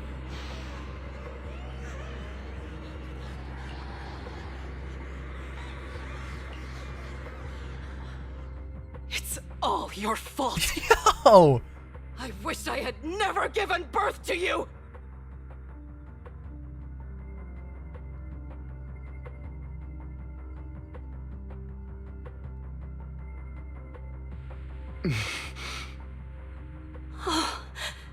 Everything will get better if you just die, right?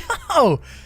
If Y'all gotta remember that, come back. you know, the actual We'll have ZZZ another, story is more like kind of dark. perfect child. Yeah, the gameplay's One who hype will and all this other inherit stuff the is really Ravenlock cool. family bloodline. But the actual, like, Then you know, I will be story able to has been escape very, this very pain. dark. So, Hugo, for the sake of Mommy's happiness, just die, okay?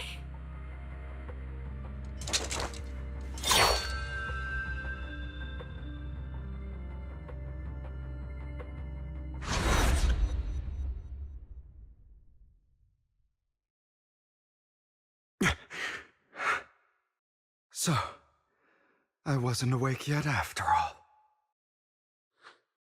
That's because you don't want to wake up again. Who are you? I am you. But why does he look like Robin? Within your heart, your most true self. You want to kill her, don't you? Your so-called mother. Every time she beat you without reason, when she tried to gouge out your eyes, when she sold you into that hell, laughing all the while. You wanted to be the one to end her life. Why not admit your hatred? As you are, you can hunt her down and make her pay for the living hell of a childhood she made you suffer. Yes, I hate her. I hate her because she was foolish and shallow, greedy and stupid. I hate her because she doesn't deserve to be a mother. She did everything she could to try and get into the Ravenlock family, believing she could live a life of luxury without having to do anything and never realizing she was a pawn, discarded from the very beginning. So she chose to blame me. Blame me for my heterochromia. Blame me for my very existence. But I won't kill her, because I know it won't change anything. She was incapable of loving me, just as she is incapable of loving herself. Have you been brainwashed by that dog? Keeping up the act of being some magnanimous and forgiving fool? Don't compare us. I've simply come to understand love or hate. I make my own choices, and they have nothing to do with anyone else. She sold you to the Ravenlock family for a huge sum of money. She used that money to start a new life without you. While she was indulging herself, you were going through hell in the Ravenlock Manor. Does it not torment you? Do you not feel the hatred? Do you not want to demand answers? Kill her. Only by killing her can you be truly free. For a long time, I thought the same way. But now, well, I want to make a different choice. Stop lying to yourself. You never had a choice. This weak-minded thinking will only lead you to failure. Like before, you'll be nothing but a worm, trampled into the dirt by those so-called elites. Do you still not get it?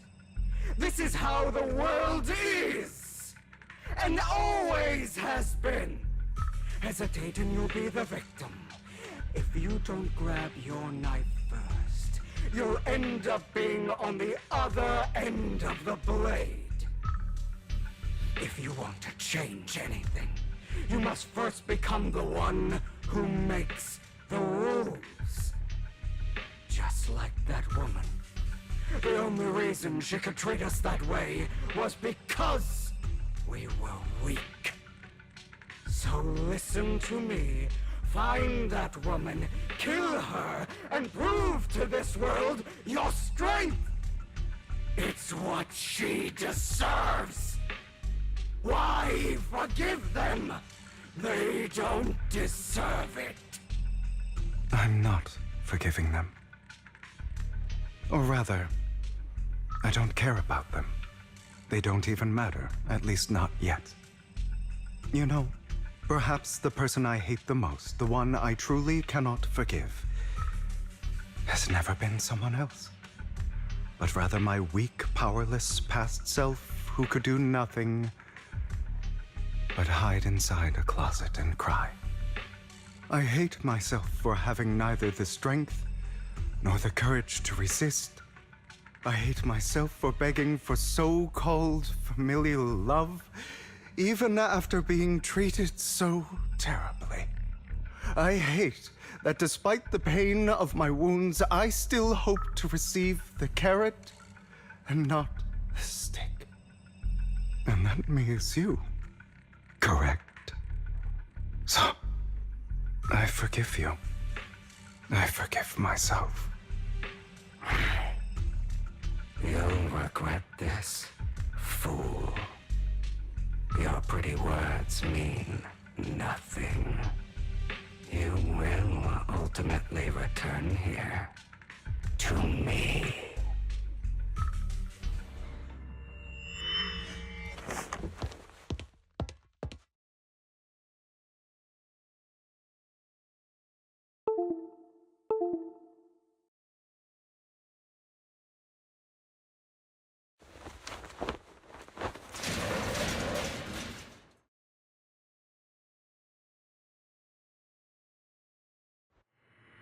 I see. This is still an illusion. I wonder who's going to show up this time.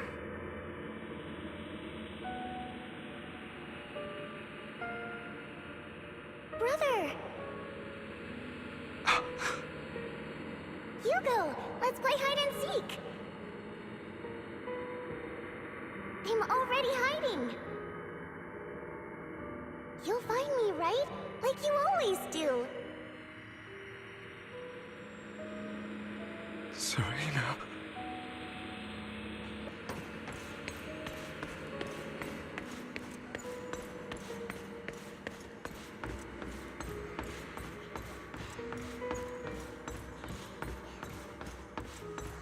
You're looking in the wrong place. I found an even better hiding spot this time. Harder to find than any place you showed me.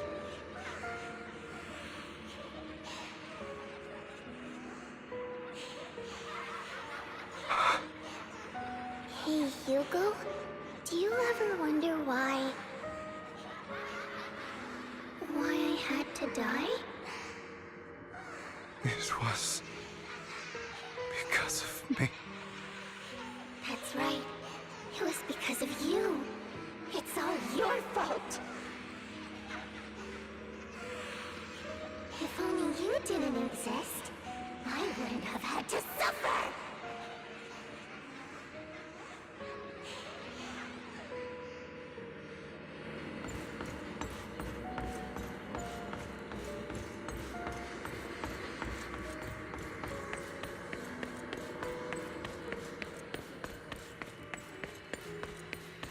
Still looking in the wrong spot. I can't believe you still haven't found me after all this time.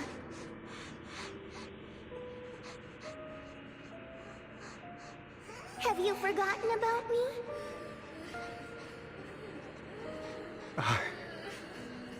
I haven't forgotten. It's okay. I'll forgive you. I'll still be nice to you, just like before.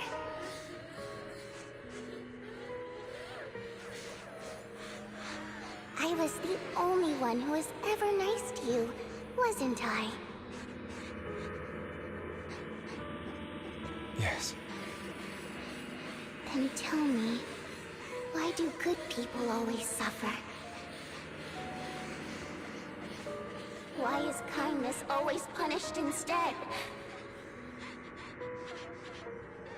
Tell me, Hugo, why?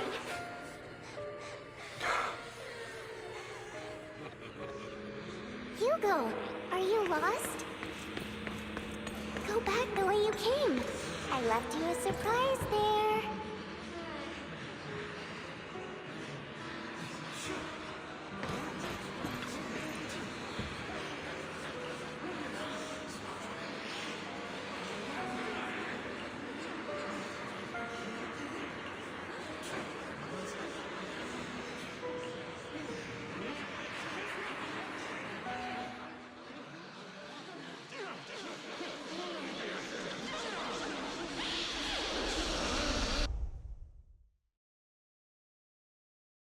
This is just straight up creepy.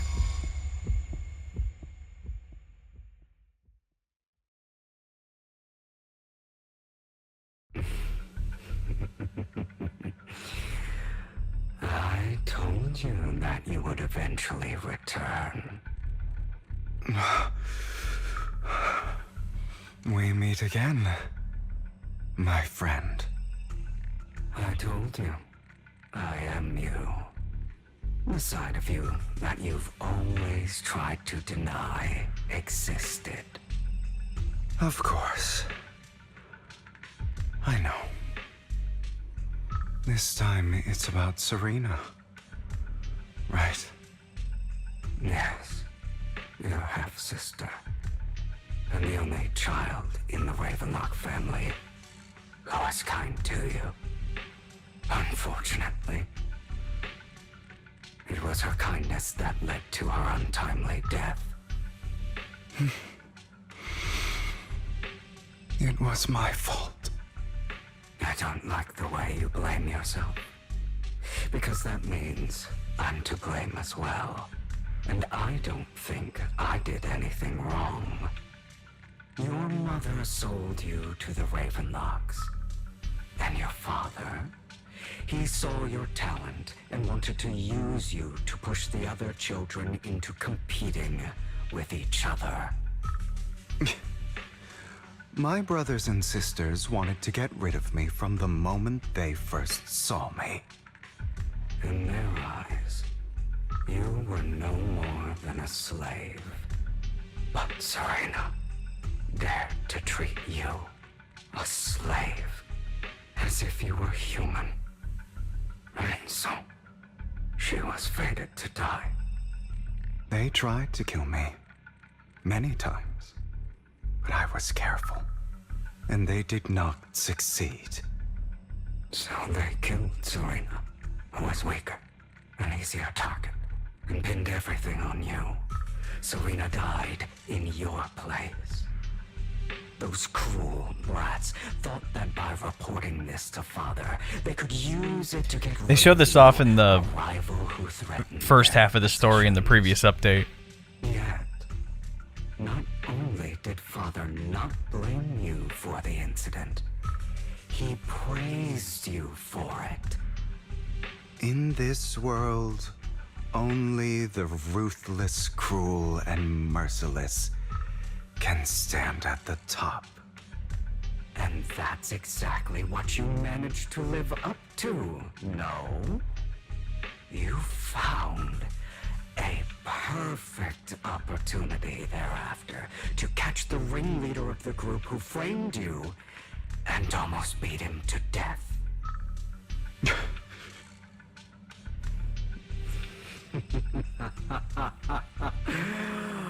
Oh, you should have seen the expression on your face back then. Oh, crazed and manic with utmost delight. I don't remember that.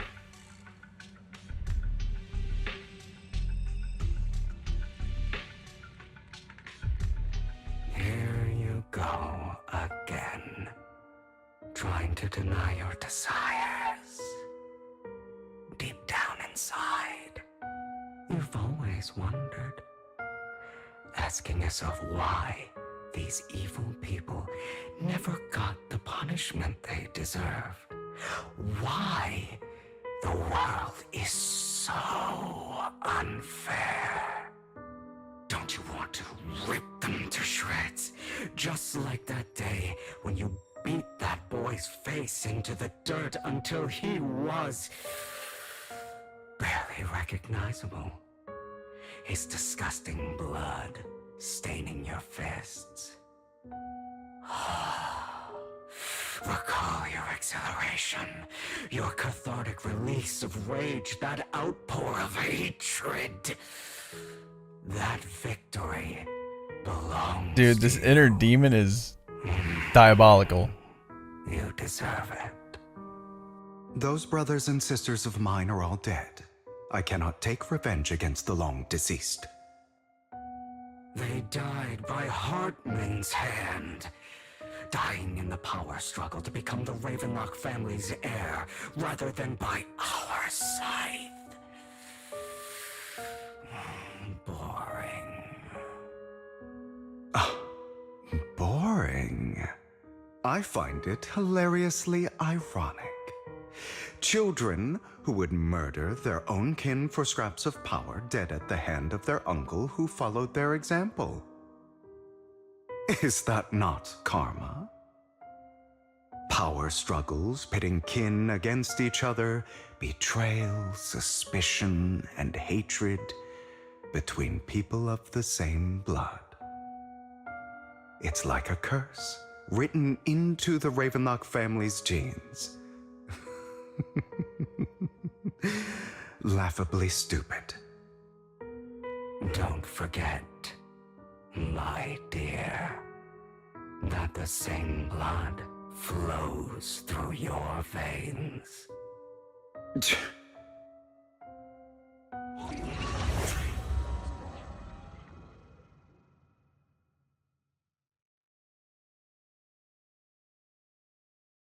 That's right, my dear nephew. No matter how much you deny it, the blood of the Ravenlock family flows through your veins. Survival of the fittest. Only the strongest deserve to live. Only the strongest deserve to rule. This is the path of success that has led the Ravenlock family to victory countless times. A blessing and a curse etched into your flesh and blood. As long as you live, you'll never escape the mark of family. You are destined to one day become someone like me, like your father.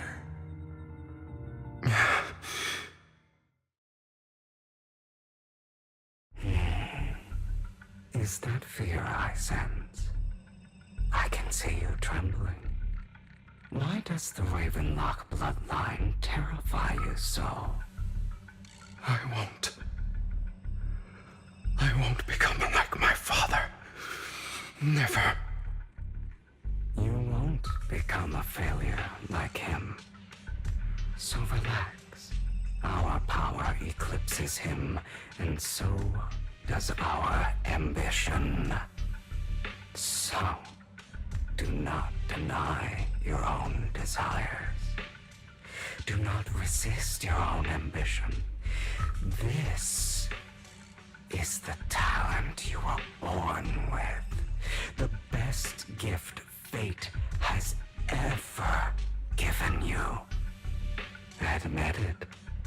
Deep within your heart lies a spark, yearning to ignite a raging inferno that will burn everything down.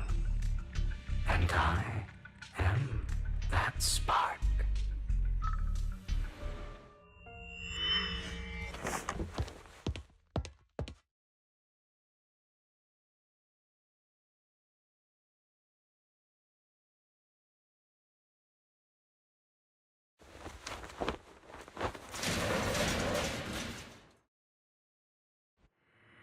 Lygon.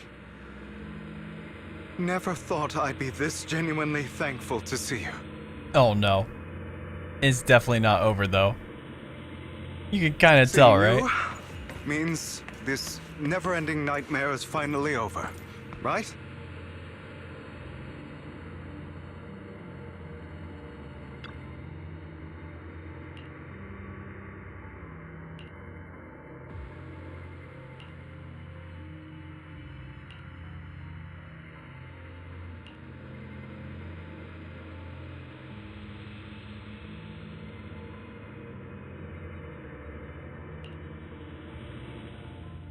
I don't want to hear something like that from you.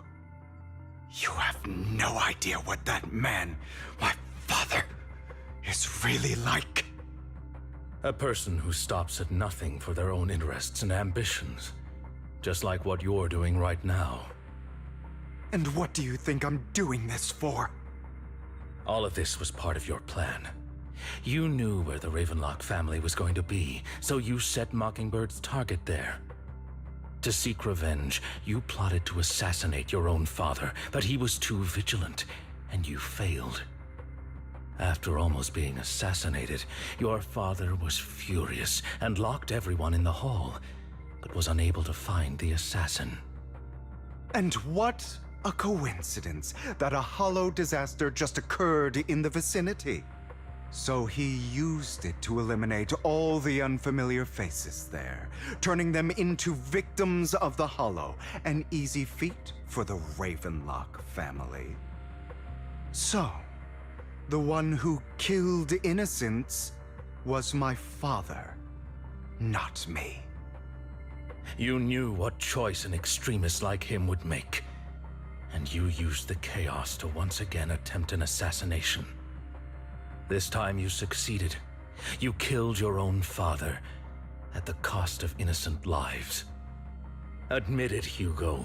You don't care about anyone else. The only thing you care about is your revenge. How is that any different from your father? Enough. I'm tired. I may hate him for betraying me, but he wouldn't say something like that. What? You aren't Lygon. You're the other me, hidden deep within my heart.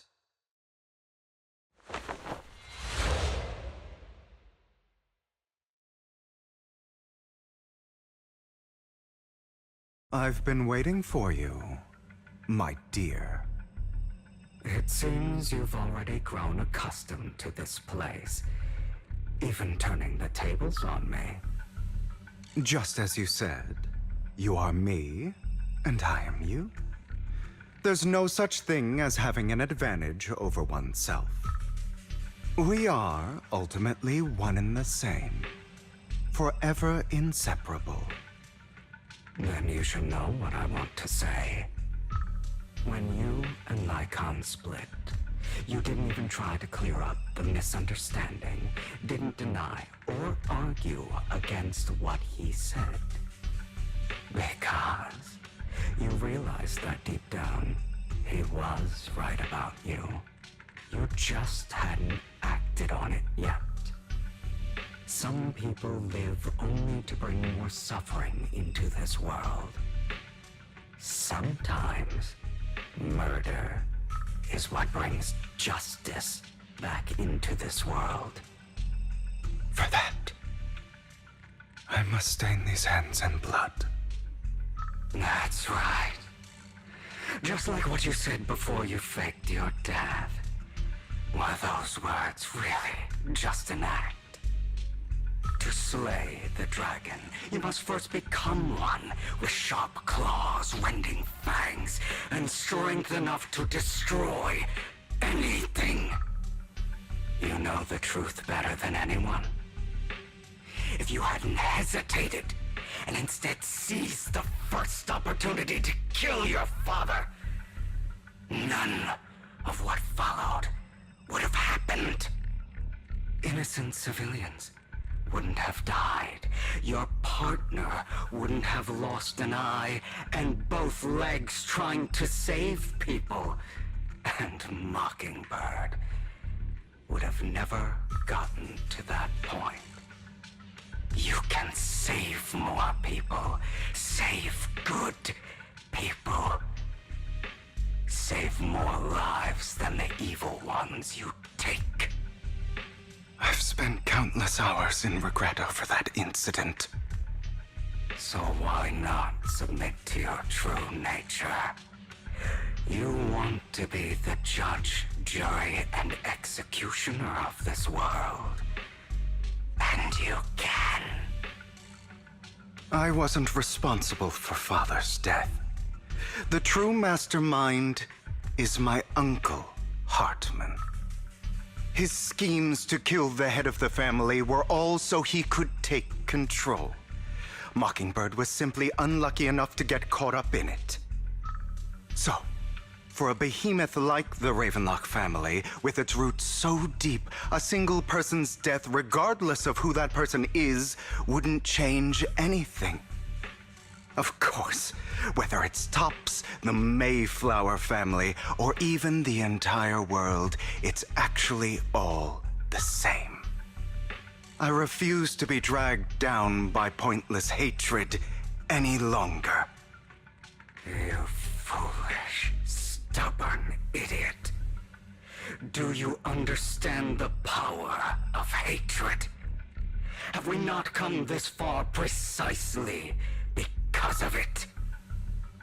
Or are you going to follow Lycon and Jack's twisted logic? Come on. You don't actually trust anyone? Otherwise, why would you hide this whole scheme of faking your death from them?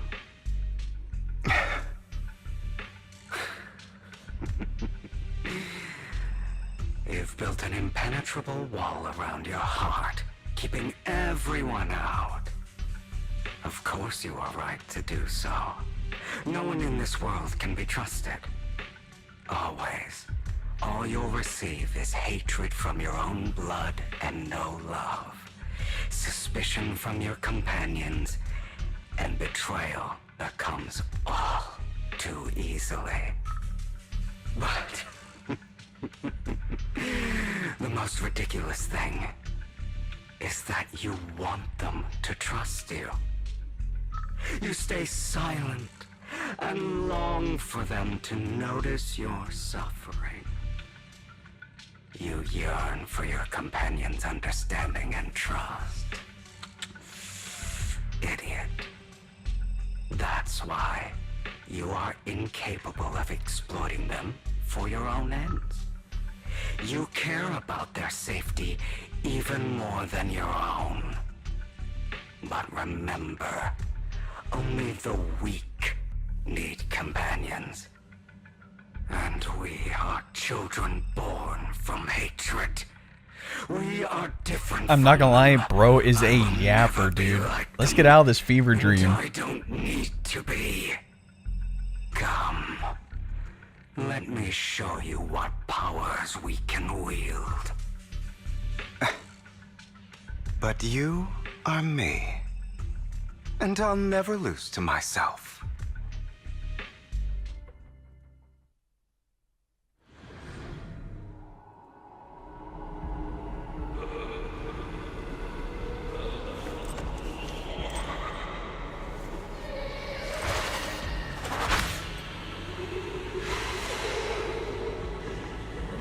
What? Do we get to fight as Hugo against the shadow version of himself? Think about all the injustice you've suffered. If you choose to forgive, you'll betray yourself. Hugo versus Hugo is so sick. Would be the real betrayal to myself. You're just afraid to admit it.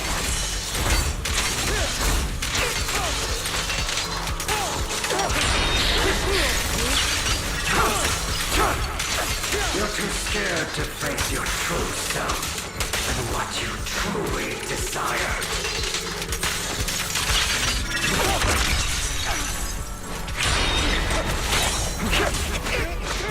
Yeah, I know your moves from last time, pal. Don't you worry.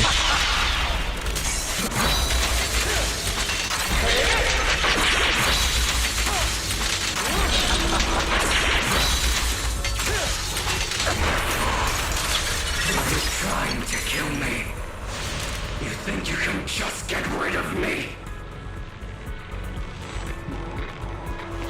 Without me, you are nothing. For what it's worth, thank you. Don't be afraid. You and I are inseparable. You're part of me, just as I am part of you. Fancy words won't change anything. No. It's not just platitudes. I finally understand now. Some pain only fades when it's seen, when it's accepted. So I won't fight you anymore. I won't hate myself anymore. Weakness, hatred, malice, strength, forgiveness, justice.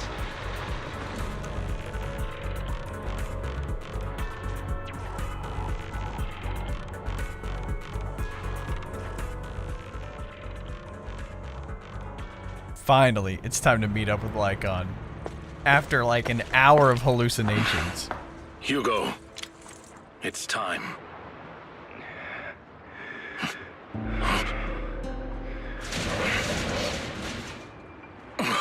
Hugo. Hugo, you... Did I scare you? I made it through. I won. No praise for me, my dearest partner.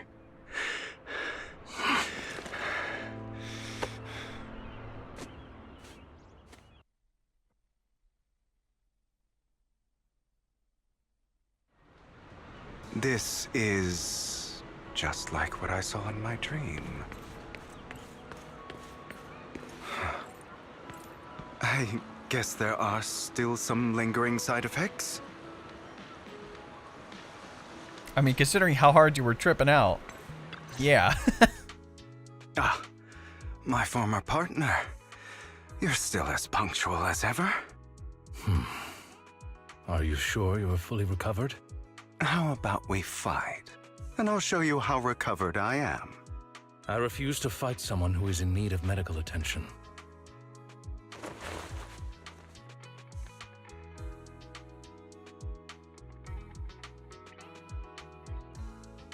How thoughtful. I'm touched. Or perhaps is this simply part of Victoria Housekeeping's professional care? I'd rather you not starve to death.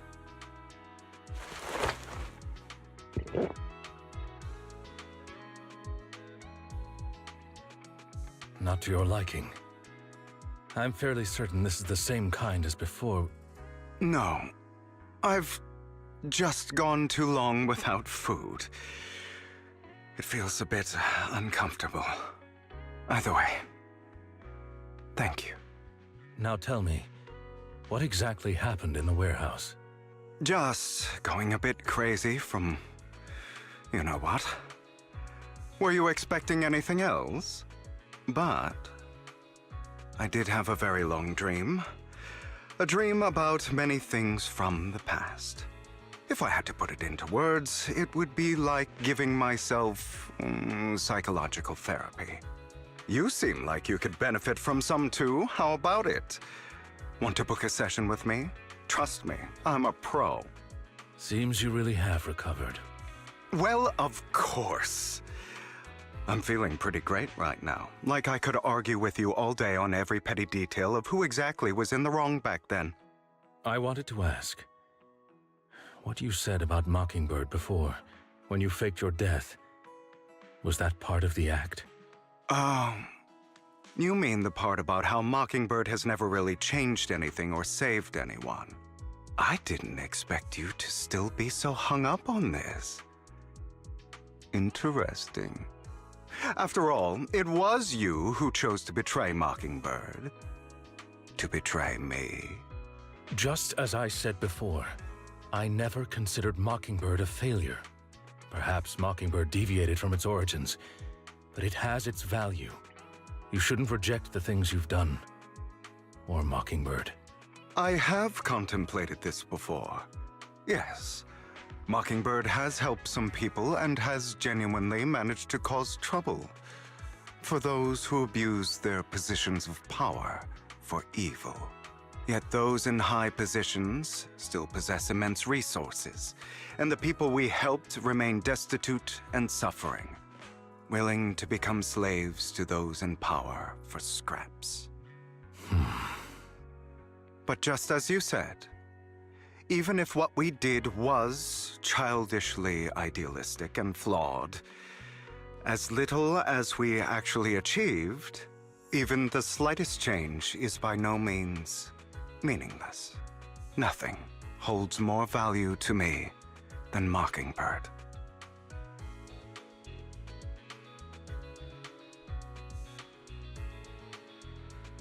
All right, let's catch up later. I still have things to do and need to wrap up my plan. I thought you would rest up first. As much as I would prefer that. My dear uncle and the Exaltus fanatics likely would not give me such an opportunity.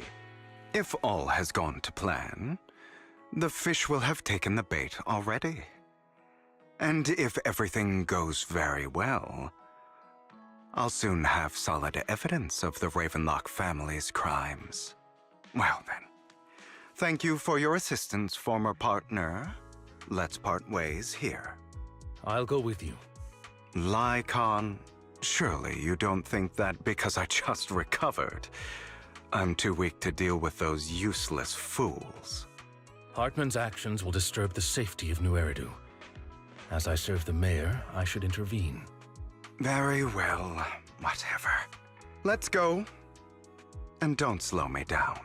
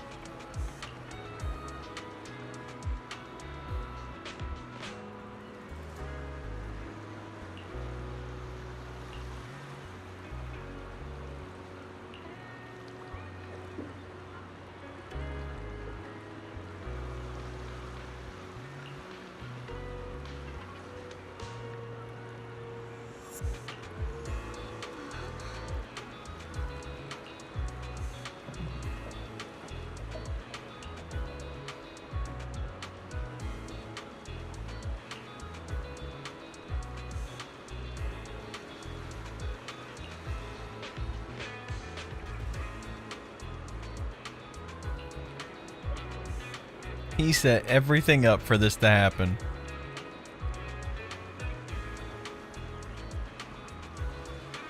See, I knew he wasn't 100% a bad guy. At least he's not like, hey, I want to, you know, destroy New Eridu. Okay, he's like working from the shadows.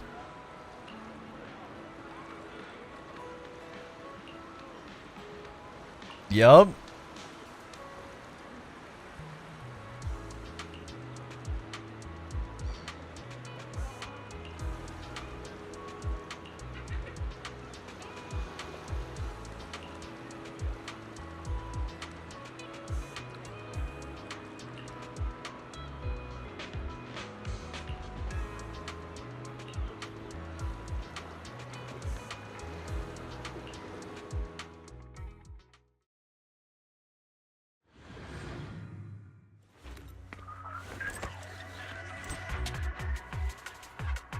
Oh, we get to play as Hugo again. Wait, do we get to play as both?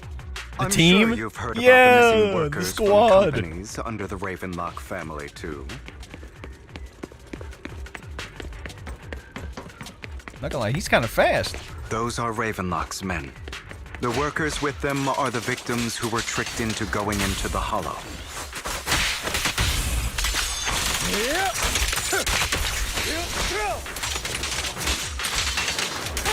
Come on, let's get them out of here. Gosh, I'll admit, Hugo is cool. I don't know if I'll pull for him because I have Ellen and Miyabi, but I will admit, he is pretty cool.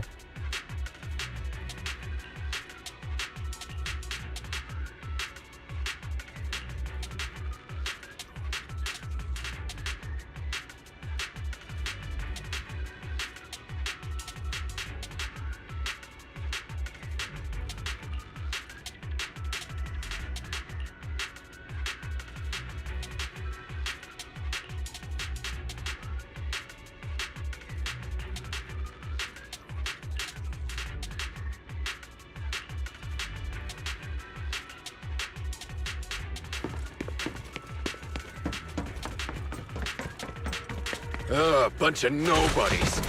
Annoying as hell. Kill them!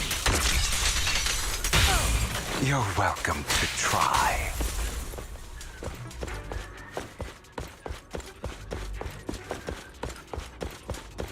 More workers here.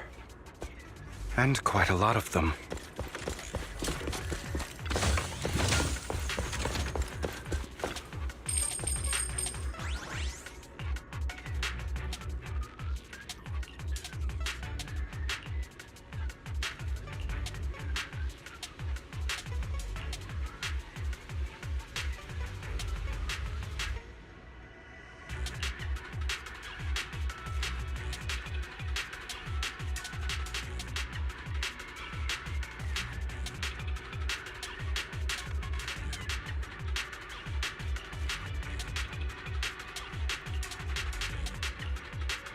Is Hartman behind this, too? Of course. He threw them into the Hollow like offerings for the Exaltists.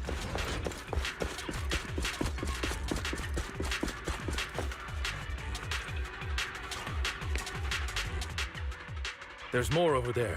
Let's hurry. It's different this time. Don't rush in.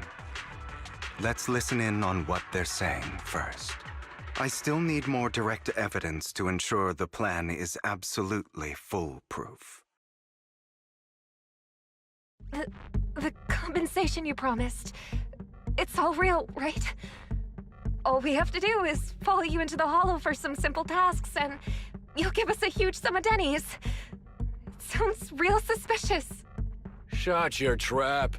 You keep yapping and asking questions. If this is all so suspicious, why were you so eager to sign up for it? Because I don't have a choice.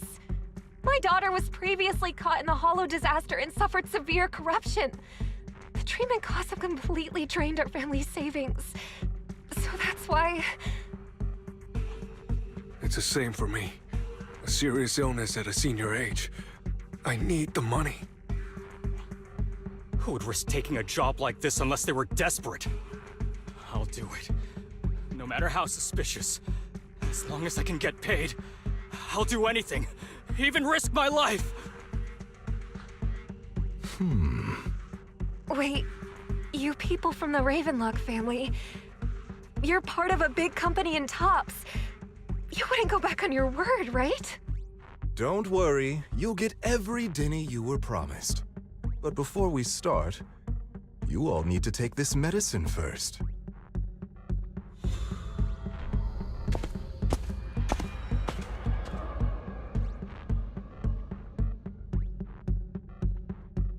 Bro, should we really be doing this already? These workers keep talking. We're wasting time like this. And the sooner they take it, the sooner it'll be over.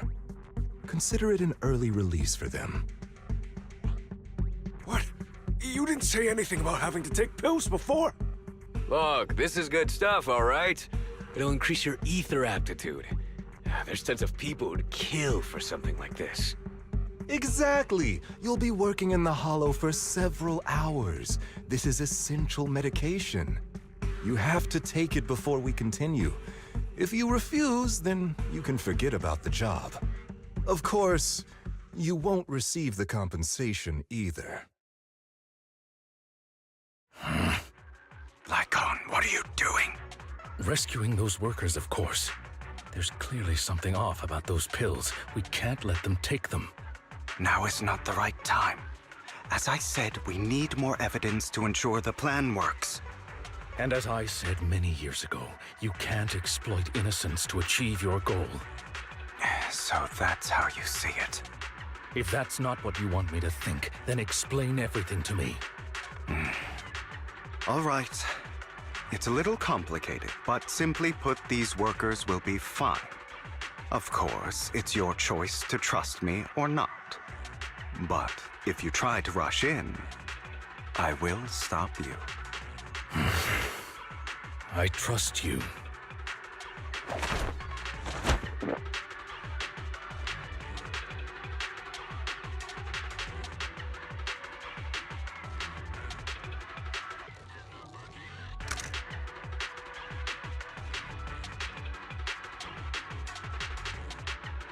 All right. That's the evidence. Now we can go and beat them into the ground as much as you want. Don't forget, you owe me an explanation. Also, don't overdo it and kill them. Even if they're the worst of the Ravenlock family. All right, Your Holiness, Saint Lycon. Those were... Who the hell Oh, he's are going you? off on his own. Why don't you take a guess? We're the ones here to stop you.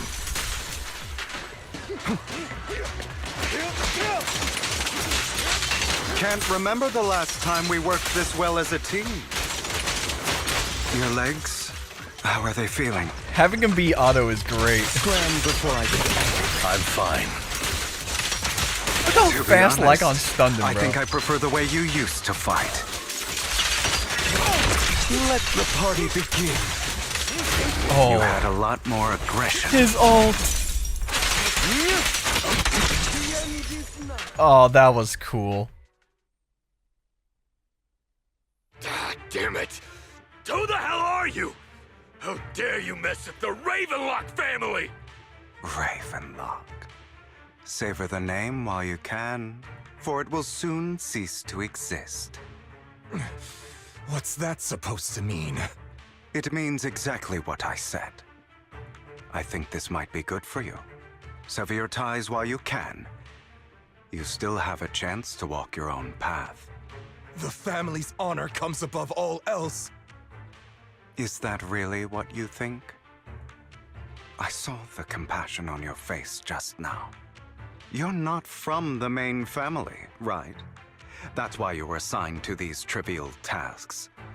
But in reality, there's no need for you to keep playing this boring game for them. I don't have a choice.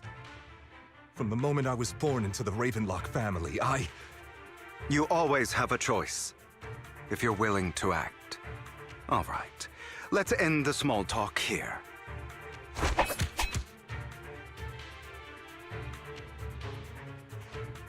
Don't worry, Lycon. I didn't hit them too hard, just enough to keep them quiet. How's that? My acting's pretty good, right? As always. A Of certain course, he someone hired should some of take the lessons workers. from you. Oh my I'll gosh. leave the rest to you then. Okie dokie.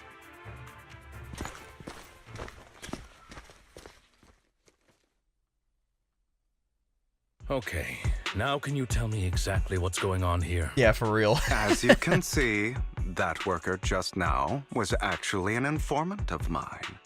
The pills were swapped out with vitamin tablets. Outside of this batch, some workers have already taken the actual substance Hartman has. But rest assured, the antidote for it is already in development. I found the best in the field to help, and with the data I collected before, we should have results soon. I wanted to ask. The reason you decided to lock yourself in a room and endure the effects of the drug, besides getting evidence, it was also to collect data on this drug in order to create an antidote, correct? It seems you're not completely beyond hope. I thought you were just being stubborn. Sometimes I wonder if you know me at all. Then, I have one last question.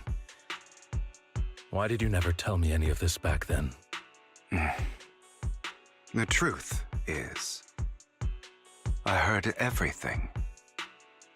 That entire conversation between you and Jack. Before he passed away in that small attic. When Jack called you aside and gave you those warnings. When he told me you might go down the wrong path? That's right.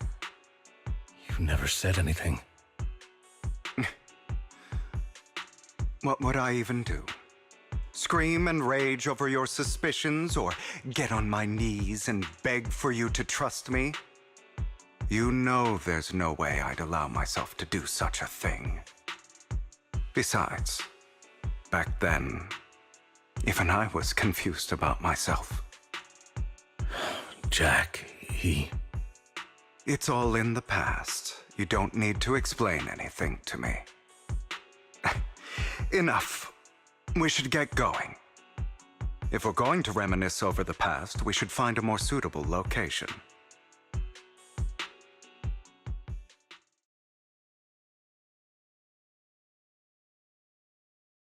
Lycon?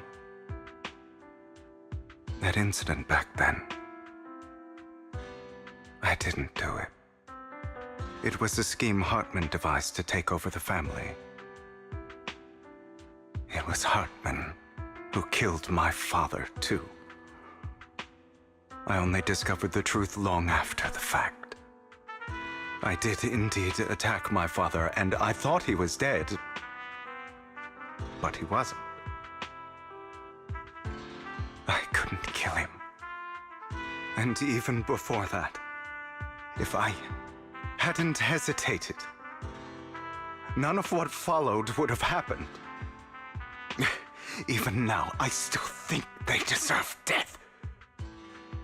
But I no longer care to personally deliver that fate. They're beneath me. And I have more important things to do. You... I know we may never agree on that point, Lycon. I once wanted to fight against those ugly truths that defined me, but I discovered that the more I rejected them, the more painful it became.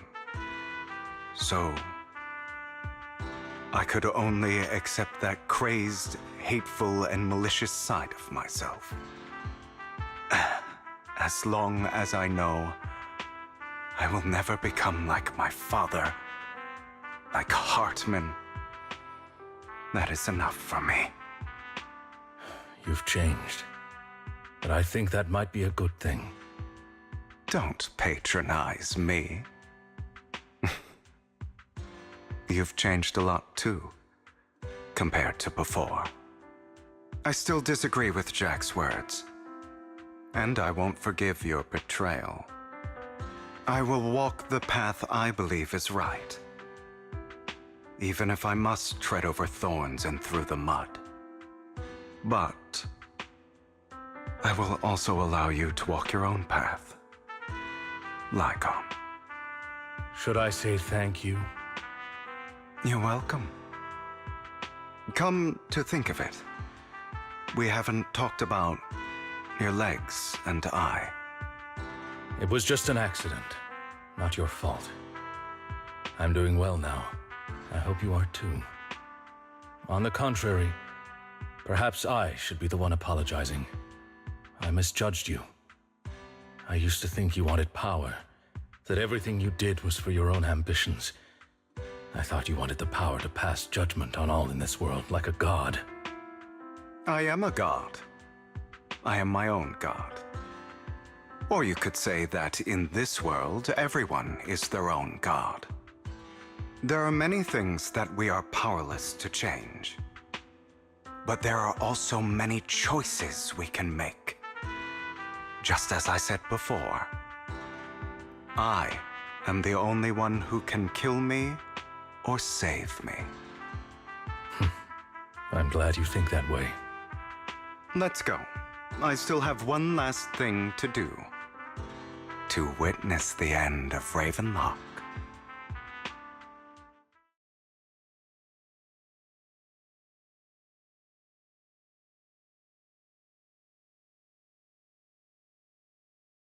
You really think you can And take we my cut back place if I to die? the present. Never, you filthy bastard! Your little tricks mean nothing. As long as the Ravenlock family stands, I can still get back on my feet. You still don't get it, do you? This was never about avenging my father. And I don't care about taking your place. I didn't come this far just to kill you. That'd be pathetic. Right on cue. Why don't you take a look at this, Uncle?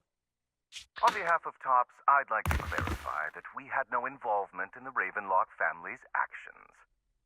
TOPS is officially terminating all partnerships with the Ravenlock family, effective immediately. We will have no further affiliation with them. Are you crazy? What the hell do you get out of ruining This the almost Ravenlock? forces Tops and the be a mayor's petty office thief to play forever? nice with each other now. Thief? All because of Hugo. Oh, Uncle. Allow me to reintroduce myself. I'm the name people whisper about. The one who robs the rich and gives to the poor. I'm the master con artist who can fool anyone, anytime. I'm the leader of Mockingbird. The one who turns every headline into my own stage. I have friends who'd catch me if I fall, partners who'd shed tears for me, and allies who always have my back. I am Hugo Vlad. You're the one who needs the Ravenlock name. I never did. You ungrateful bastard! You should have never been born. You flatter me. Same goes for you, Uncle. Bro's cold.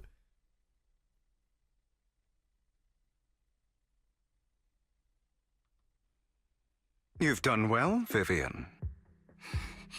You had better give me an explanation. I was about to say, she was And in the here dark the I whole thought This time. would be a touching reunion.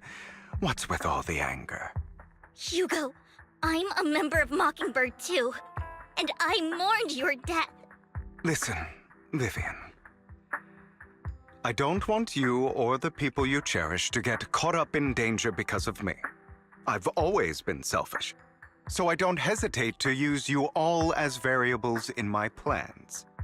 But it is because I am selfish that I also don't want my failures to affect my treasured companions.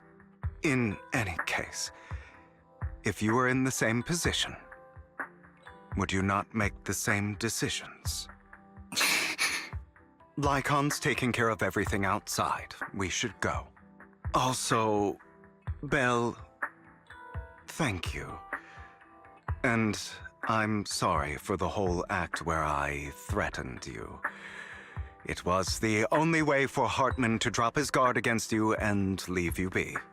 I, Hugo Vlad, am forever indebted to you.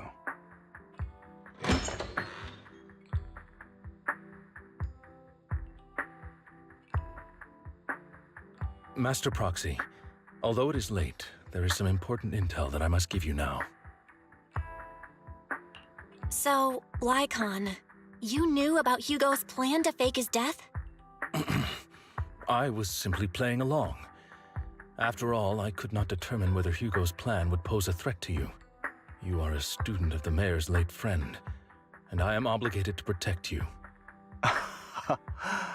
You still have that habit of finding awkward excuses when you're embarrassed. Mr. Hugo Vlad, if you have any important intelligence to share, please do so with haste. I need to return to rest before midnight.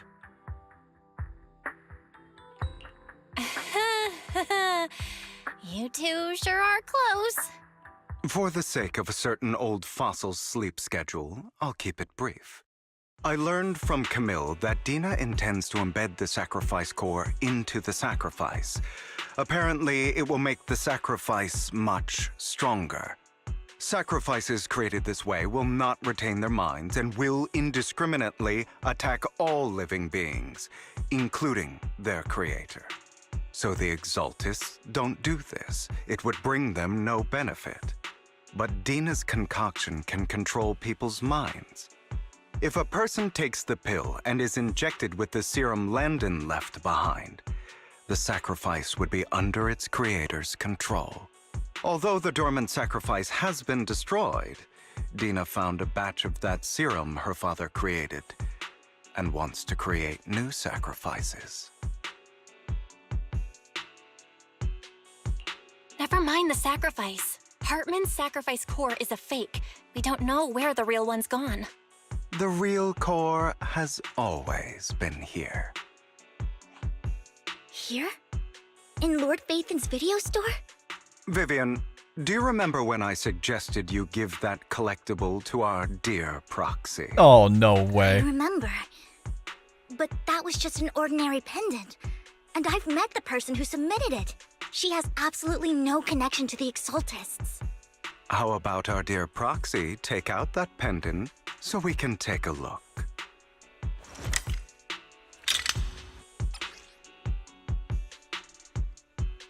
He put it in there. No way.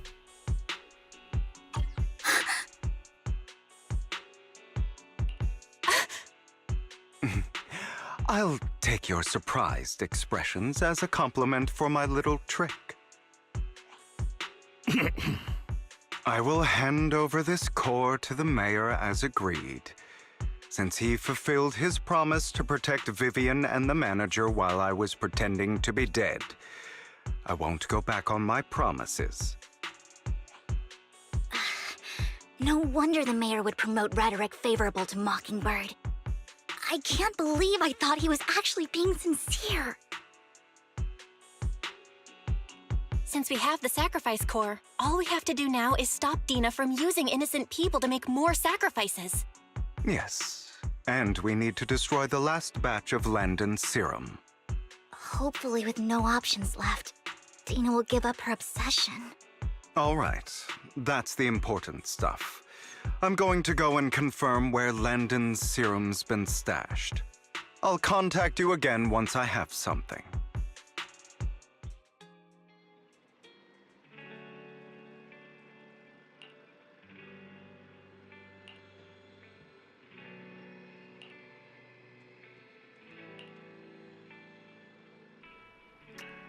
Yeah, the fun drug concoction.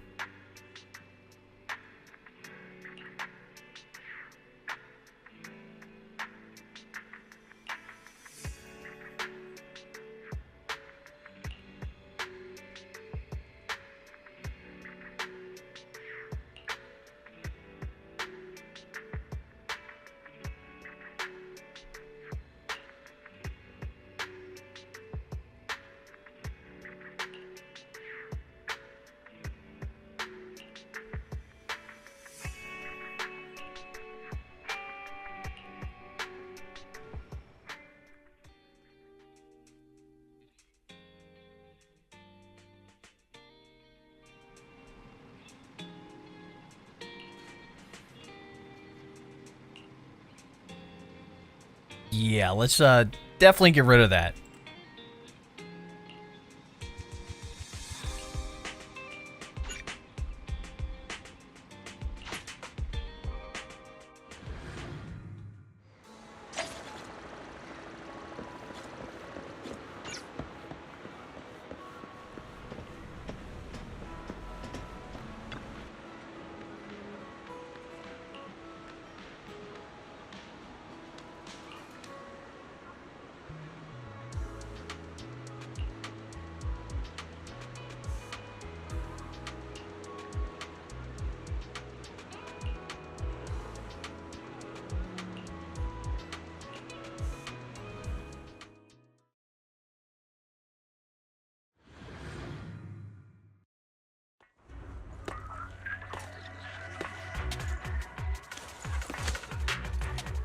Wait, now do we have Vivian, Hugo, somewhere nearby. and Lycon on the same team? Let's go. I did some digging. Some of the missing workers were brought here too. Say no more. A miraculous moment. Dina's getting ready to make her move. Don't worry, we'll clear them out.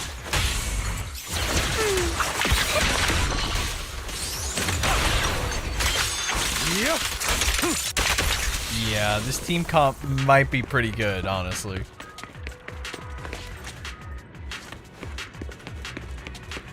They're trying to destroy the goods! Stop them!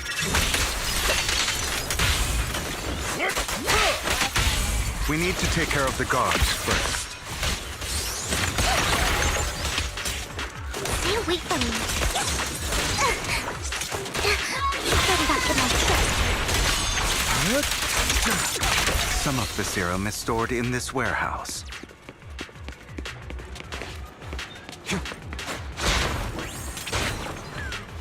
You're not taking anything from here. Scram before I get angry. Hugo, get the guards first.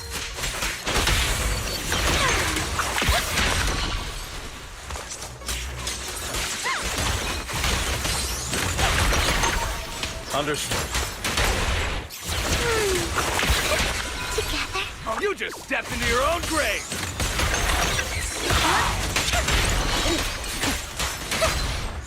Fools.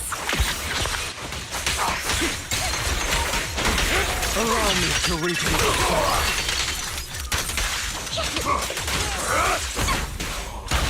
I'll write the ending to your nightmare. Don't look straight at me.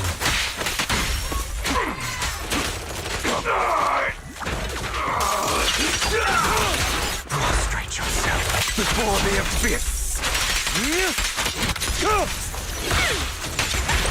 Notice me. Lord me. Okay, her ultimate is the best. Can't even lie. I'll eliminate any obstacles. A deep clean. As you wish.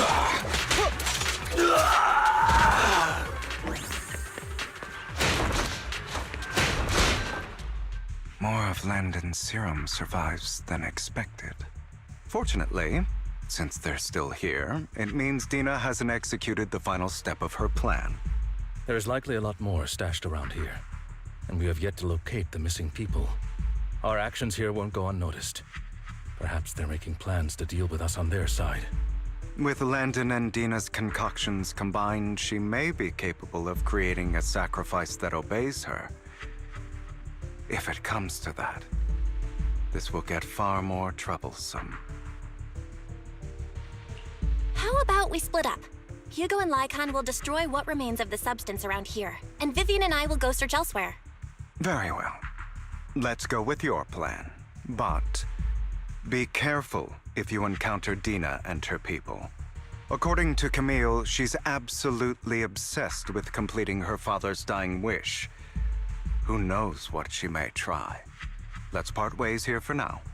And perhaps the other manager could use EOS to guide us. We should have stayed and destroyed it, and they should have went. Sure. I've been feeling better these past few days, so just follow me. It's only now that I realize how fortunate we are to have two Lord Faithins. Although, I feel like our work's doubled. In the past, Belle and I would only ever work on the same route. Greater power means more responsibility. And in any case, I'm sure the mayor would be able to provide double compensation. He's a very generous person, after all. Right, Lycon? I will request additional compensation from the mayor.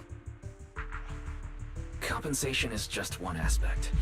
It's one thing with Belle being in the Hollow in person, but now with us working on separate routes, I can't help but worry even more for her safety. Oh, but I trust in your abilities. I'm just not quite used to this.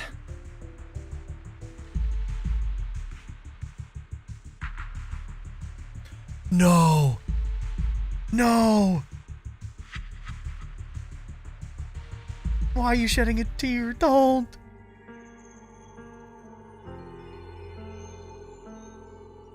This is the future I saw. Lord Pathan.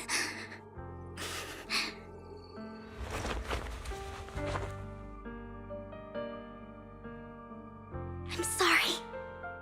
This time, I will make sure the future I saw does not come to pass. I don't want to bring you misfortune. That's all I wish for.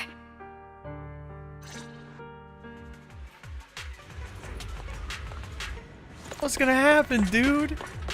I was waiting for that to happen Leave this to me, too. Lord Pathan.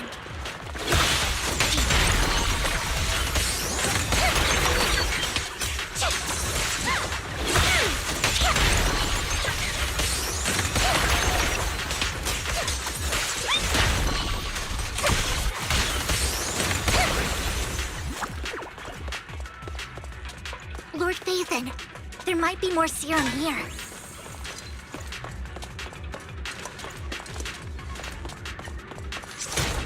How dare you steal from Lady Dina! I'll try to go easy on you. No promises.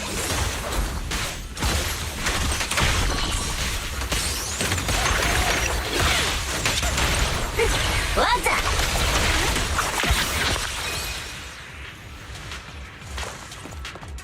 There are containers by the fissure. There's got to be something inside.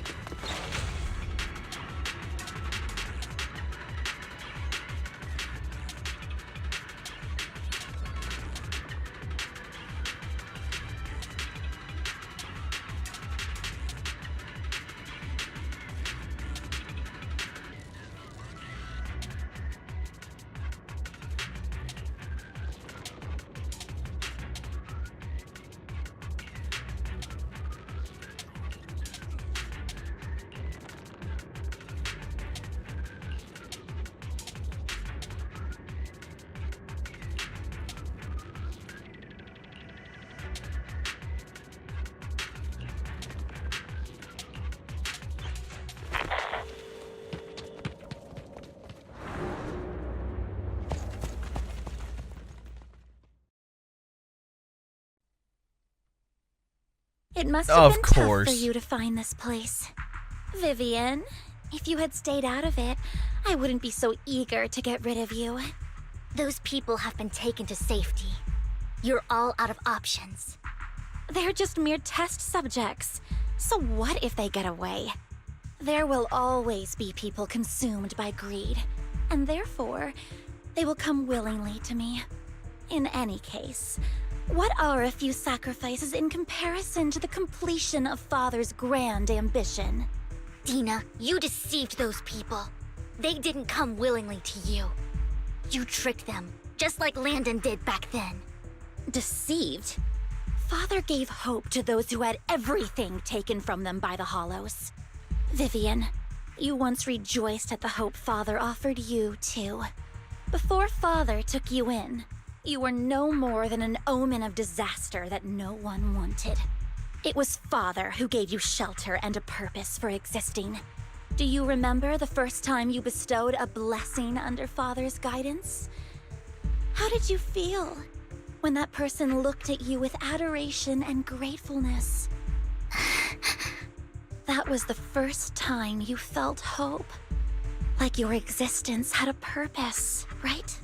Don't forget that it was Father who, through what you call deception, gave you hope. And you, what have you done?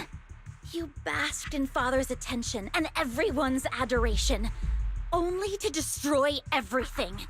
Do you think that by leaving the Exaltists, those people will live better lives? Of course not.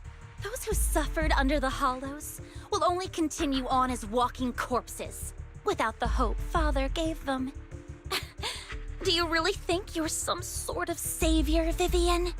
In the end, you're just an ungrateful brat who brings misfortune to those around her. It was you who destroyed everyone's hope. Not everyone wants to live in false hope, Dina. You say it's because of greed that people willingly become your sacrifices. Perhaps those people aren't entirely virtuous. But that greed is just wanting to live a better life beyond the Hollows. What you and Landon have done was never about giving people hope, but exploiting it. Stop lying to yourself. Deep down, you know what Landon did was cruel. No. Back then, when Landon wanted to inject you with the serum, the fear in your face was as plain as day. I saw it all clearly. If all of this is as righteous as you claim, then why did you make such an expression, Dina? Don't look at me with such pity! Father did nothing wrong. All of this is to make something of the Hollows other than disaster. That's everyone's only hope. Dina, it's not too late to stop. Stop living in this lie. You know what would happen if a sacrifice loses control and escapes the Hollow. It's not the Hollows that are to blame for those people's deaths, but the hope you keep talking about. That will cause more despair and claim more lives. That is merely the necessary sacrifice to accomplish a greater goal. No one deserves to be a sacrifice. Your hypocritical magnanimity disgusts me. I can always go and get more test subjects if they've escaped. And I will be able to replicate Father's serum with enough time. With you gone, I'll be able to complete Father's gift to the Creator and fulfill his last wish. Camille, release the failed subjects. Lady Dina. Camille, are you going to do what you did before? You keep saying you'll follow the Creator, but it's all lies. Lady Dina, the Hollows took my family from me. I understand that there's no way to get back what I've lost. It was Lord Landon who told me that the Creator would guide me. One day, Hollows will no longer be disasters. Everyone will be able to survive inside them. I look forward to the day when this hope becomes reality. I watched you grow up, and I know that you've always looked up to your father. He gives you hope, and I destroyed that hope with my own hands. I know the pain of loss, so I've always felt guilty. I want to atone for the hope I destroyed. But Dina, I don't want to ruin more lives, and I don't want to continue watching you destroy yourself. Vivian is right. Not everyone wants to live in false hope. So, please, stop. Camille, are you abandoning me too? I'm not abandoning you. I just don't want to see you go past the point of no return. The point of no return? I passed that point ages ago. No, Dina. You can still turn back. I'll be your way back. Where are you going, Camille? I made a deal with Hugo and the mayor. If someone needs to take the fall for this, let it be me. I did it. All of it. I've been forcing Landon's only daughter, Dina, to research how to create sacrifices. I colluded with the Ravenlock family for my own gain. Everything Dina did was under duress. Since I've kept her captive for so long, she doesn't have the skills to survive as an independent member of society. She'll need a caretaker and teacher. Someone who will look after her and educate her. No! I refuse, Camille! I refuse to accept this! Dina, I'm going to dispose of those failed subjects. I won't allow it! You'll die! I won't allow it! You can't leave me. I command you! You've always followed my orders, and you will follow them now! It wasn't your orders that I've been following. My younger sister, who was stolen from me by the Hollows, also had such beautiful red hair. When Landon told me the Creator could bring me hope, you were standing there, right behind him. I was certain, then and there, that this was the hope the Creator had given me. Start over, Dina. You still have so long, so much time. You'll make friends, find people who love you, and make many beautiful memories. That's not what I want! Camille, you're not allowed to die! I won't allow it! I won't allow it! Goodbye, Dina. And I'm sorry, Vivian. I'll leave the rest to you. Damn, I didn't expect that. Like, I figured she'd probably, help. But, nah. Saving her like that? I don't know, good on her, I guess. We can't let Camille's efforts go to waste.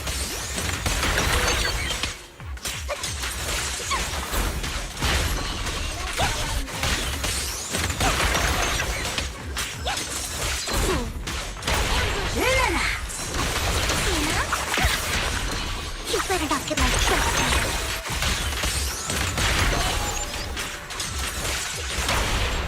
What's up?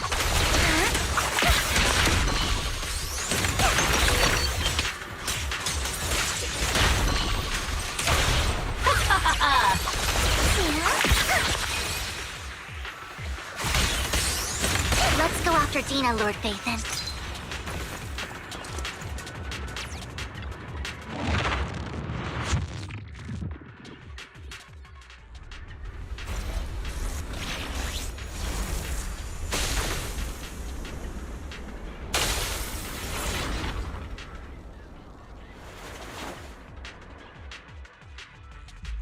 Are you satisfied now, Vivian?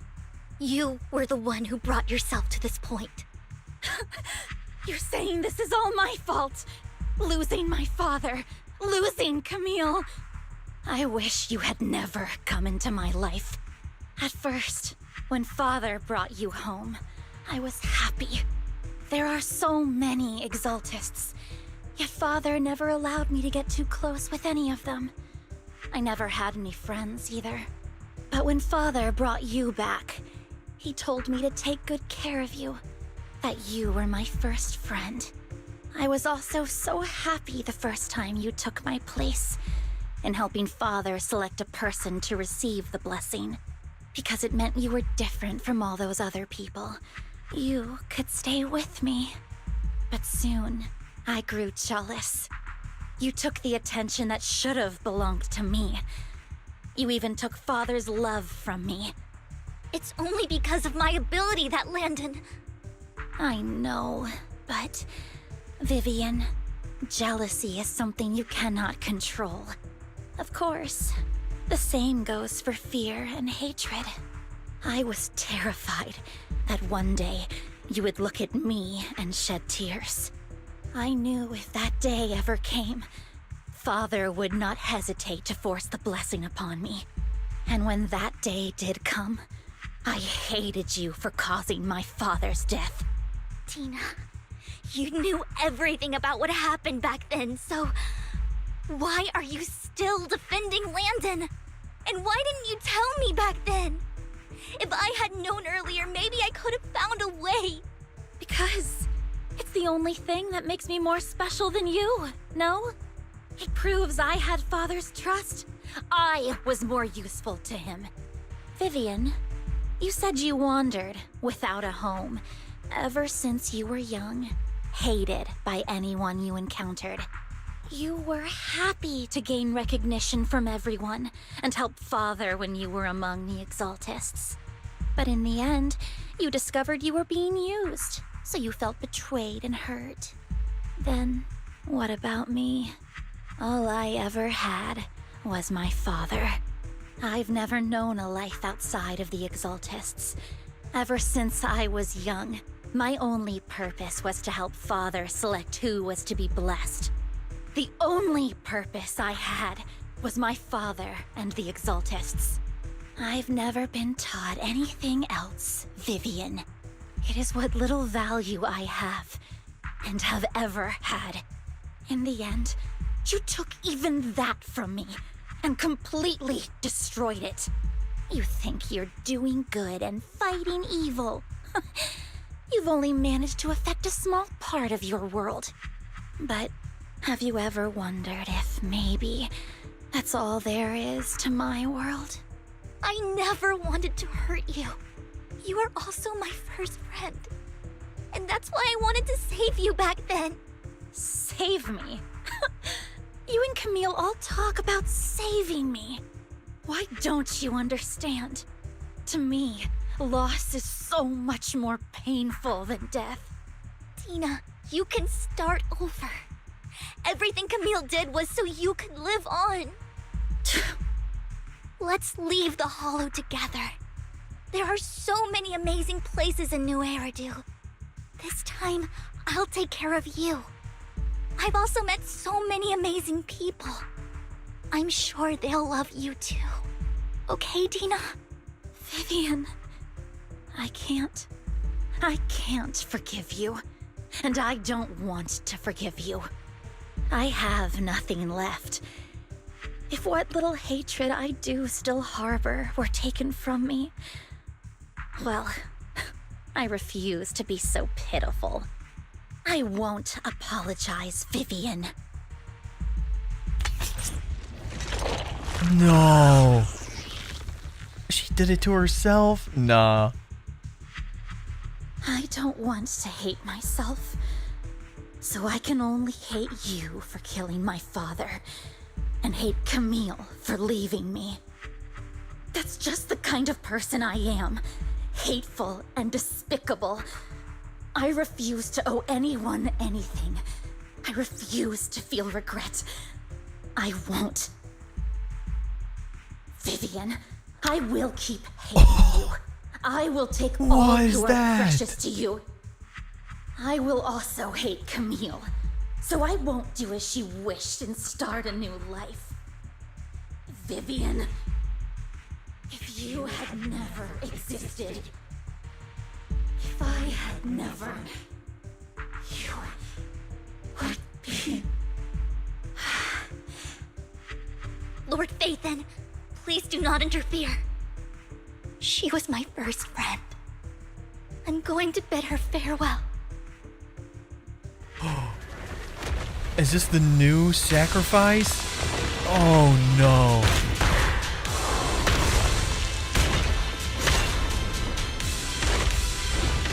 Is that her? There's no way. It looked a lot different. Soon, the pain will be over. Lord Phaethon, don't come any closer!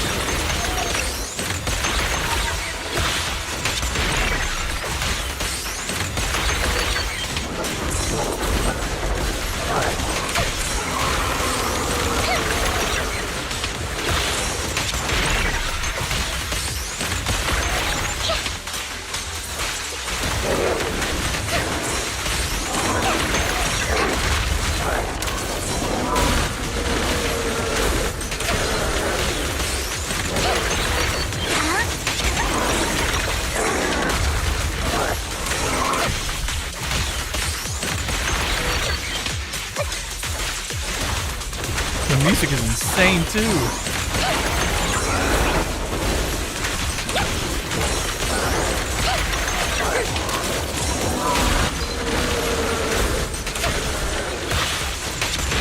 So she can perform a perfect dodge if you set up that ability right too, and it's automatic.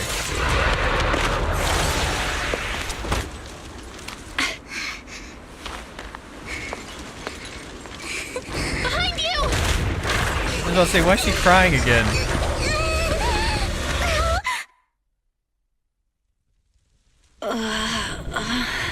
What happened? What the?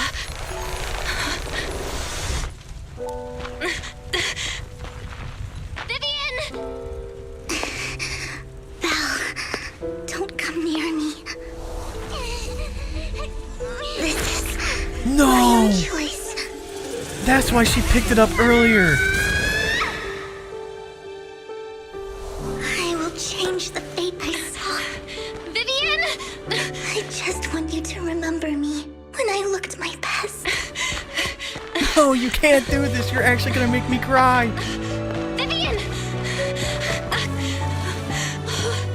Vivian, your body. I'm sorry you had to see me like this, but I don't want to be the one that only brings misfortune anymore. No, please. No. It's so warm, and the night is beautiful.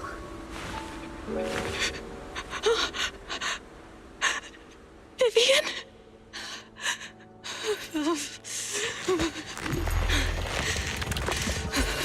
No.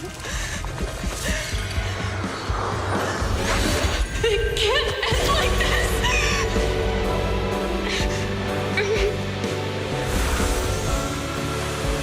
What is this power?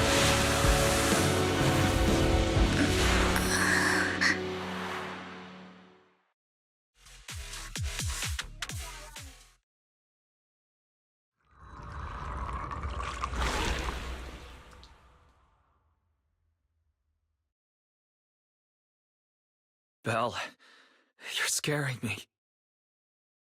Belle, I'm so glad you're awake. What happened? I remember Vivian and I... Wait, where's Vivian? She injected herself with Landon's serum. Hugo and Lycon brought you out of the hollow. You were in a coma and... I'm so glad you're safe. And you said Vivian used the serum on herself? But she looked fine to me, barring a couple of scratches. Hugo sent a message earlier saying he got her checked over, and she was alright. Can you recall what happened? The situation was dire, so Vivian used the serum on herself to defeat the ethereals. I saw the crystallization process starting to occur. And then I can't describe it, but I think I saw something. At the time, all I was thinking about was wanting to remove the crystals from Vivian. I don't even know what I did. But then I passed out, I guess. What happened after that? When I led Hugo and Lycon there, it was just you and Vivian lying on the ground. We didn't see anything else. Never mind that for now. Belle, do you feel any discomfort? Just a bit dizzy. For tonight, just get some rest. Hugo and Vivian said they'll come over tomorrow, so we'll discuss everything then. Okay. Good night then.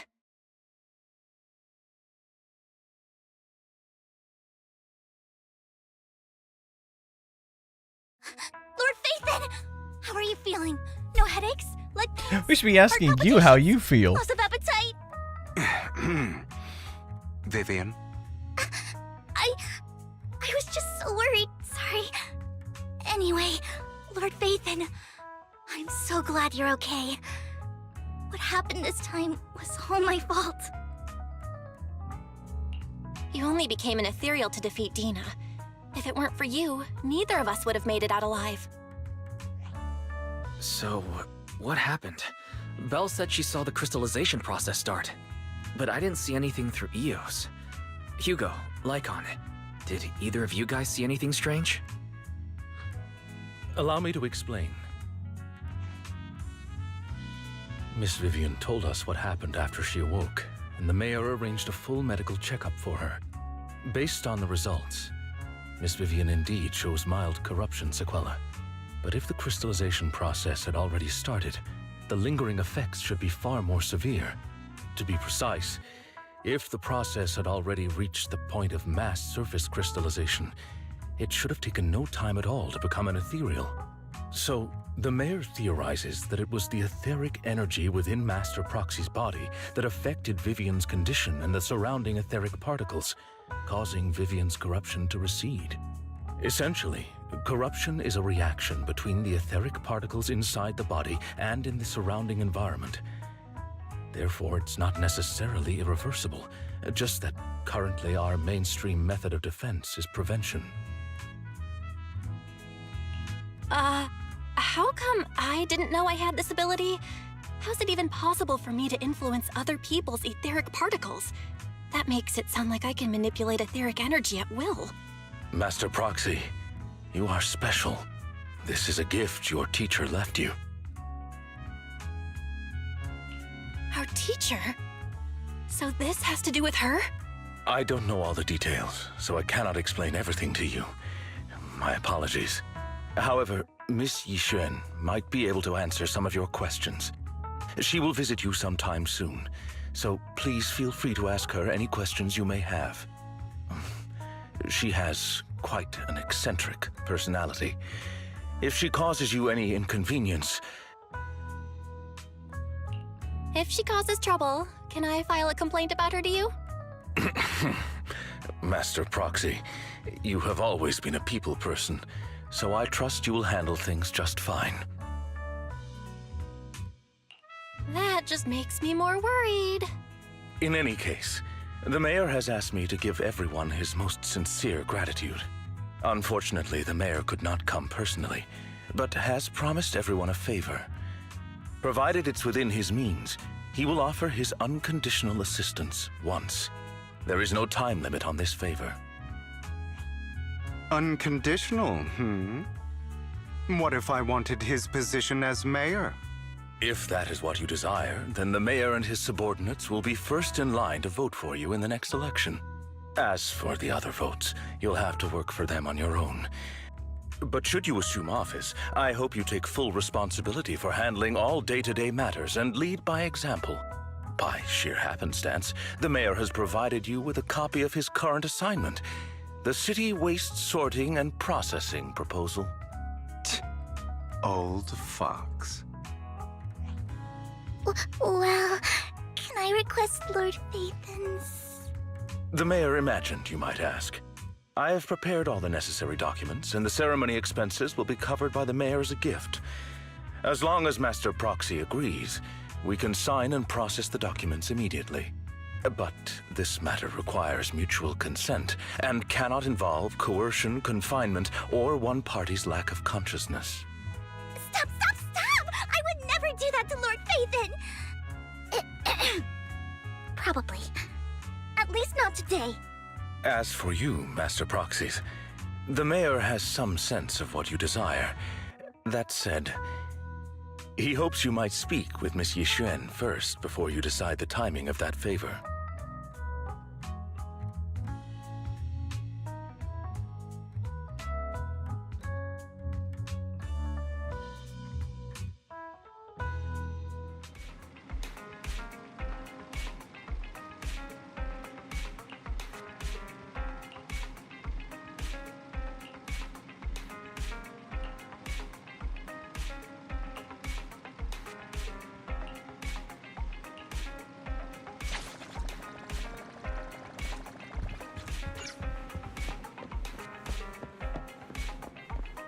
See, I knew it would work out.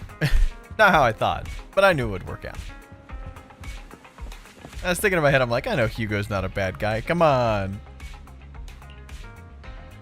He was really convincing though, right?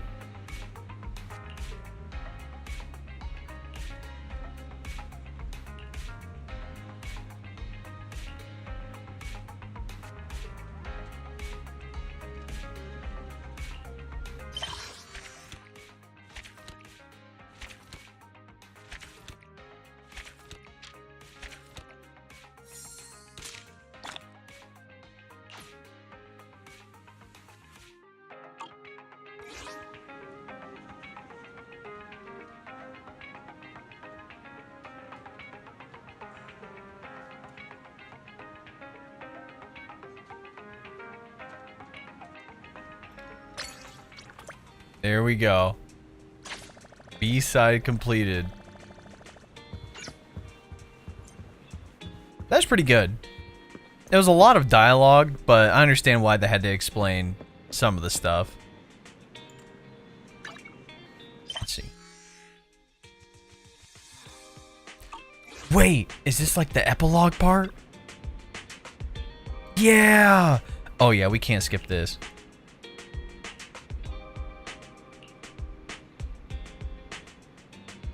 This is kind of like the teaser that's going to lead into 2.0 of Zenless Zone 0.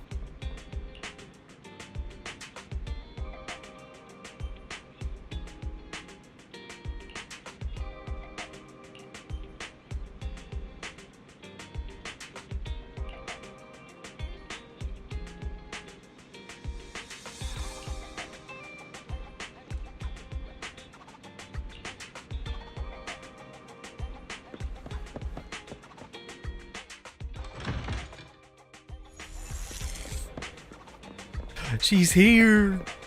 Oh, man. I did not expect that such a spiritual entity would exist here. It appears this street is a geomantic gem. A spiritual entity? His name is Howl, and I guess you could say he's a neighbor of mine. Is there something special about him? No, I was simply a bit surprised. It's rare to find such an intelligent individual of this breed. I'm not gonna lie, she kind of looks like an Ambi clone. Even huskies can be really smart. Howl Maybe is she's proof. the original. You're right.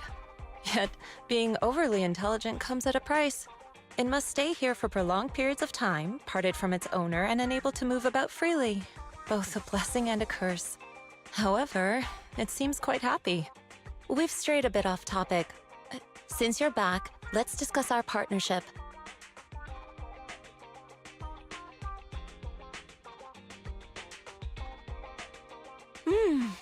Nice job. Good air circulation, excellent layout. Very suitable for a business. Your bamboo here are also very energetic. It seems your fortune is good when it comes to wealth. Didn't expect you to understand feng shui. Thank you for your blessings. But who exactly are you? I suppose this is our first official meeting since parting ways in the Hollow.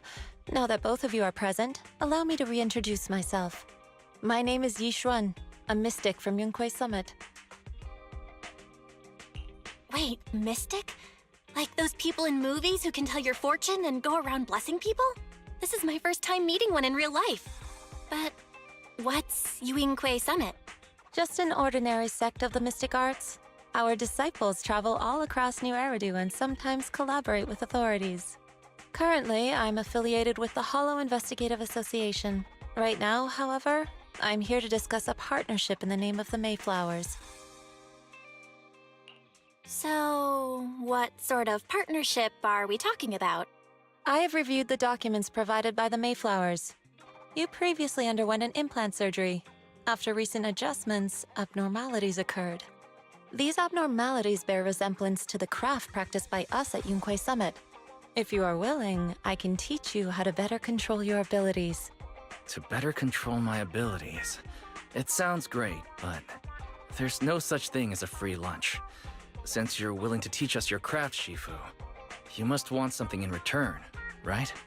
That's right. Mayflower will have you join me for some investigations. Looking at my divination results, this will be a complicated and very likely dangerous matter. He's still going over the details, but should have more information for you soon. You can wait until then to decide.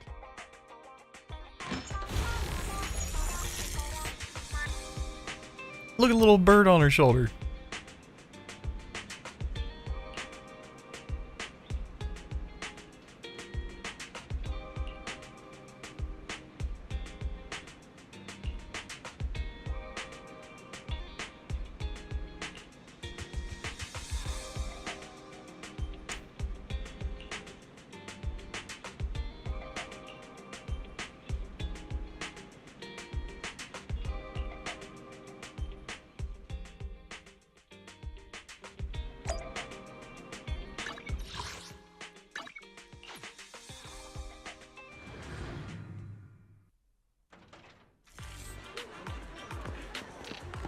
Of course she has a crowd. Why am I not surprised? Please, help me check my fortune! Here's my pop. Look, doesn't this thick wealth line mean I'm about to strike it rich? I've looked it over, and your fortune is decent. Huh? You barely looked at it, and you're already done? You have good fortune. What? You don't believe me? I do. Thank you so much. Next, it's my turn. Hey, wait, hey, quit cutting in line. So, this is where you were. Who are all these people? You're here, Belle? I decided to take a break. I didn't expect so many people to come seeking my divination services. Don't worry, I need no more than a simple spell to solve this matter.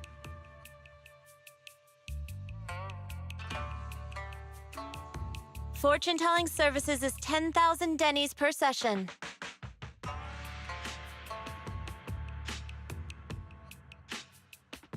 All gone? Good. It seems the Banish Wealth and Desire spell is still effective. Banish wealth and desire? That's a spell? This isn't the kind of craft you said you were going to teach us, is it? Our video store has a business license, and we'd get complaints if we charged unfair rates. Of course not. This is just a trick to deal with trouble. I'll take my time showing you the true craft of Yunquai Summit. For now, let's find that shop.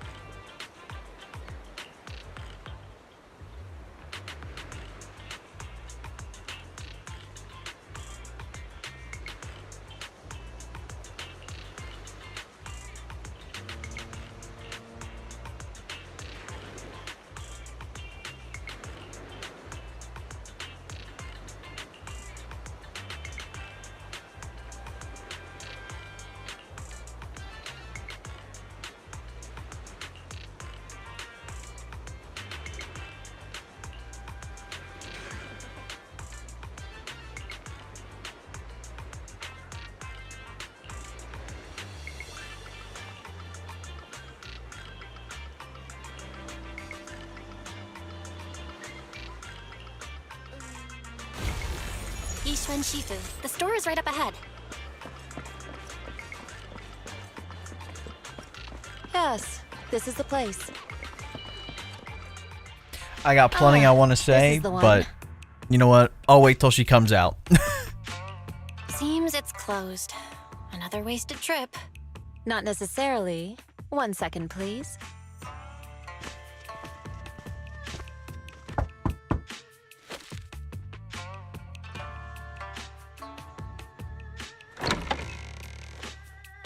Wait, it's not closed?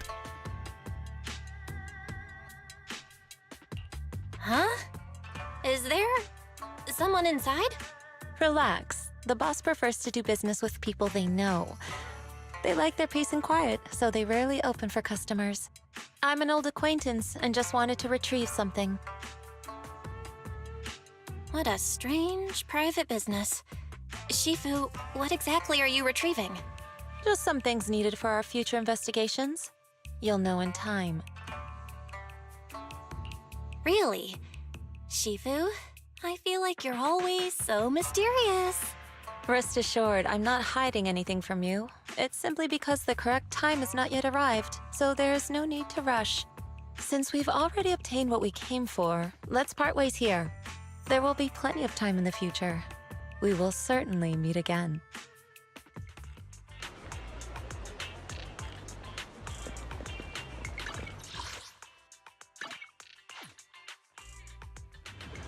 I feel like our interaction with her was so fast, but hey.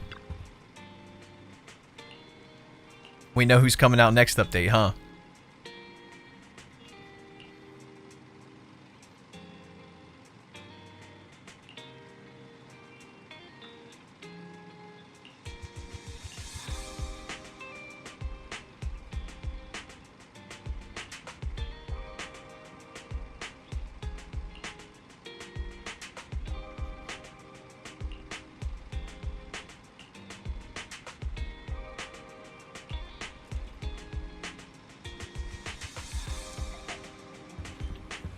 Dang.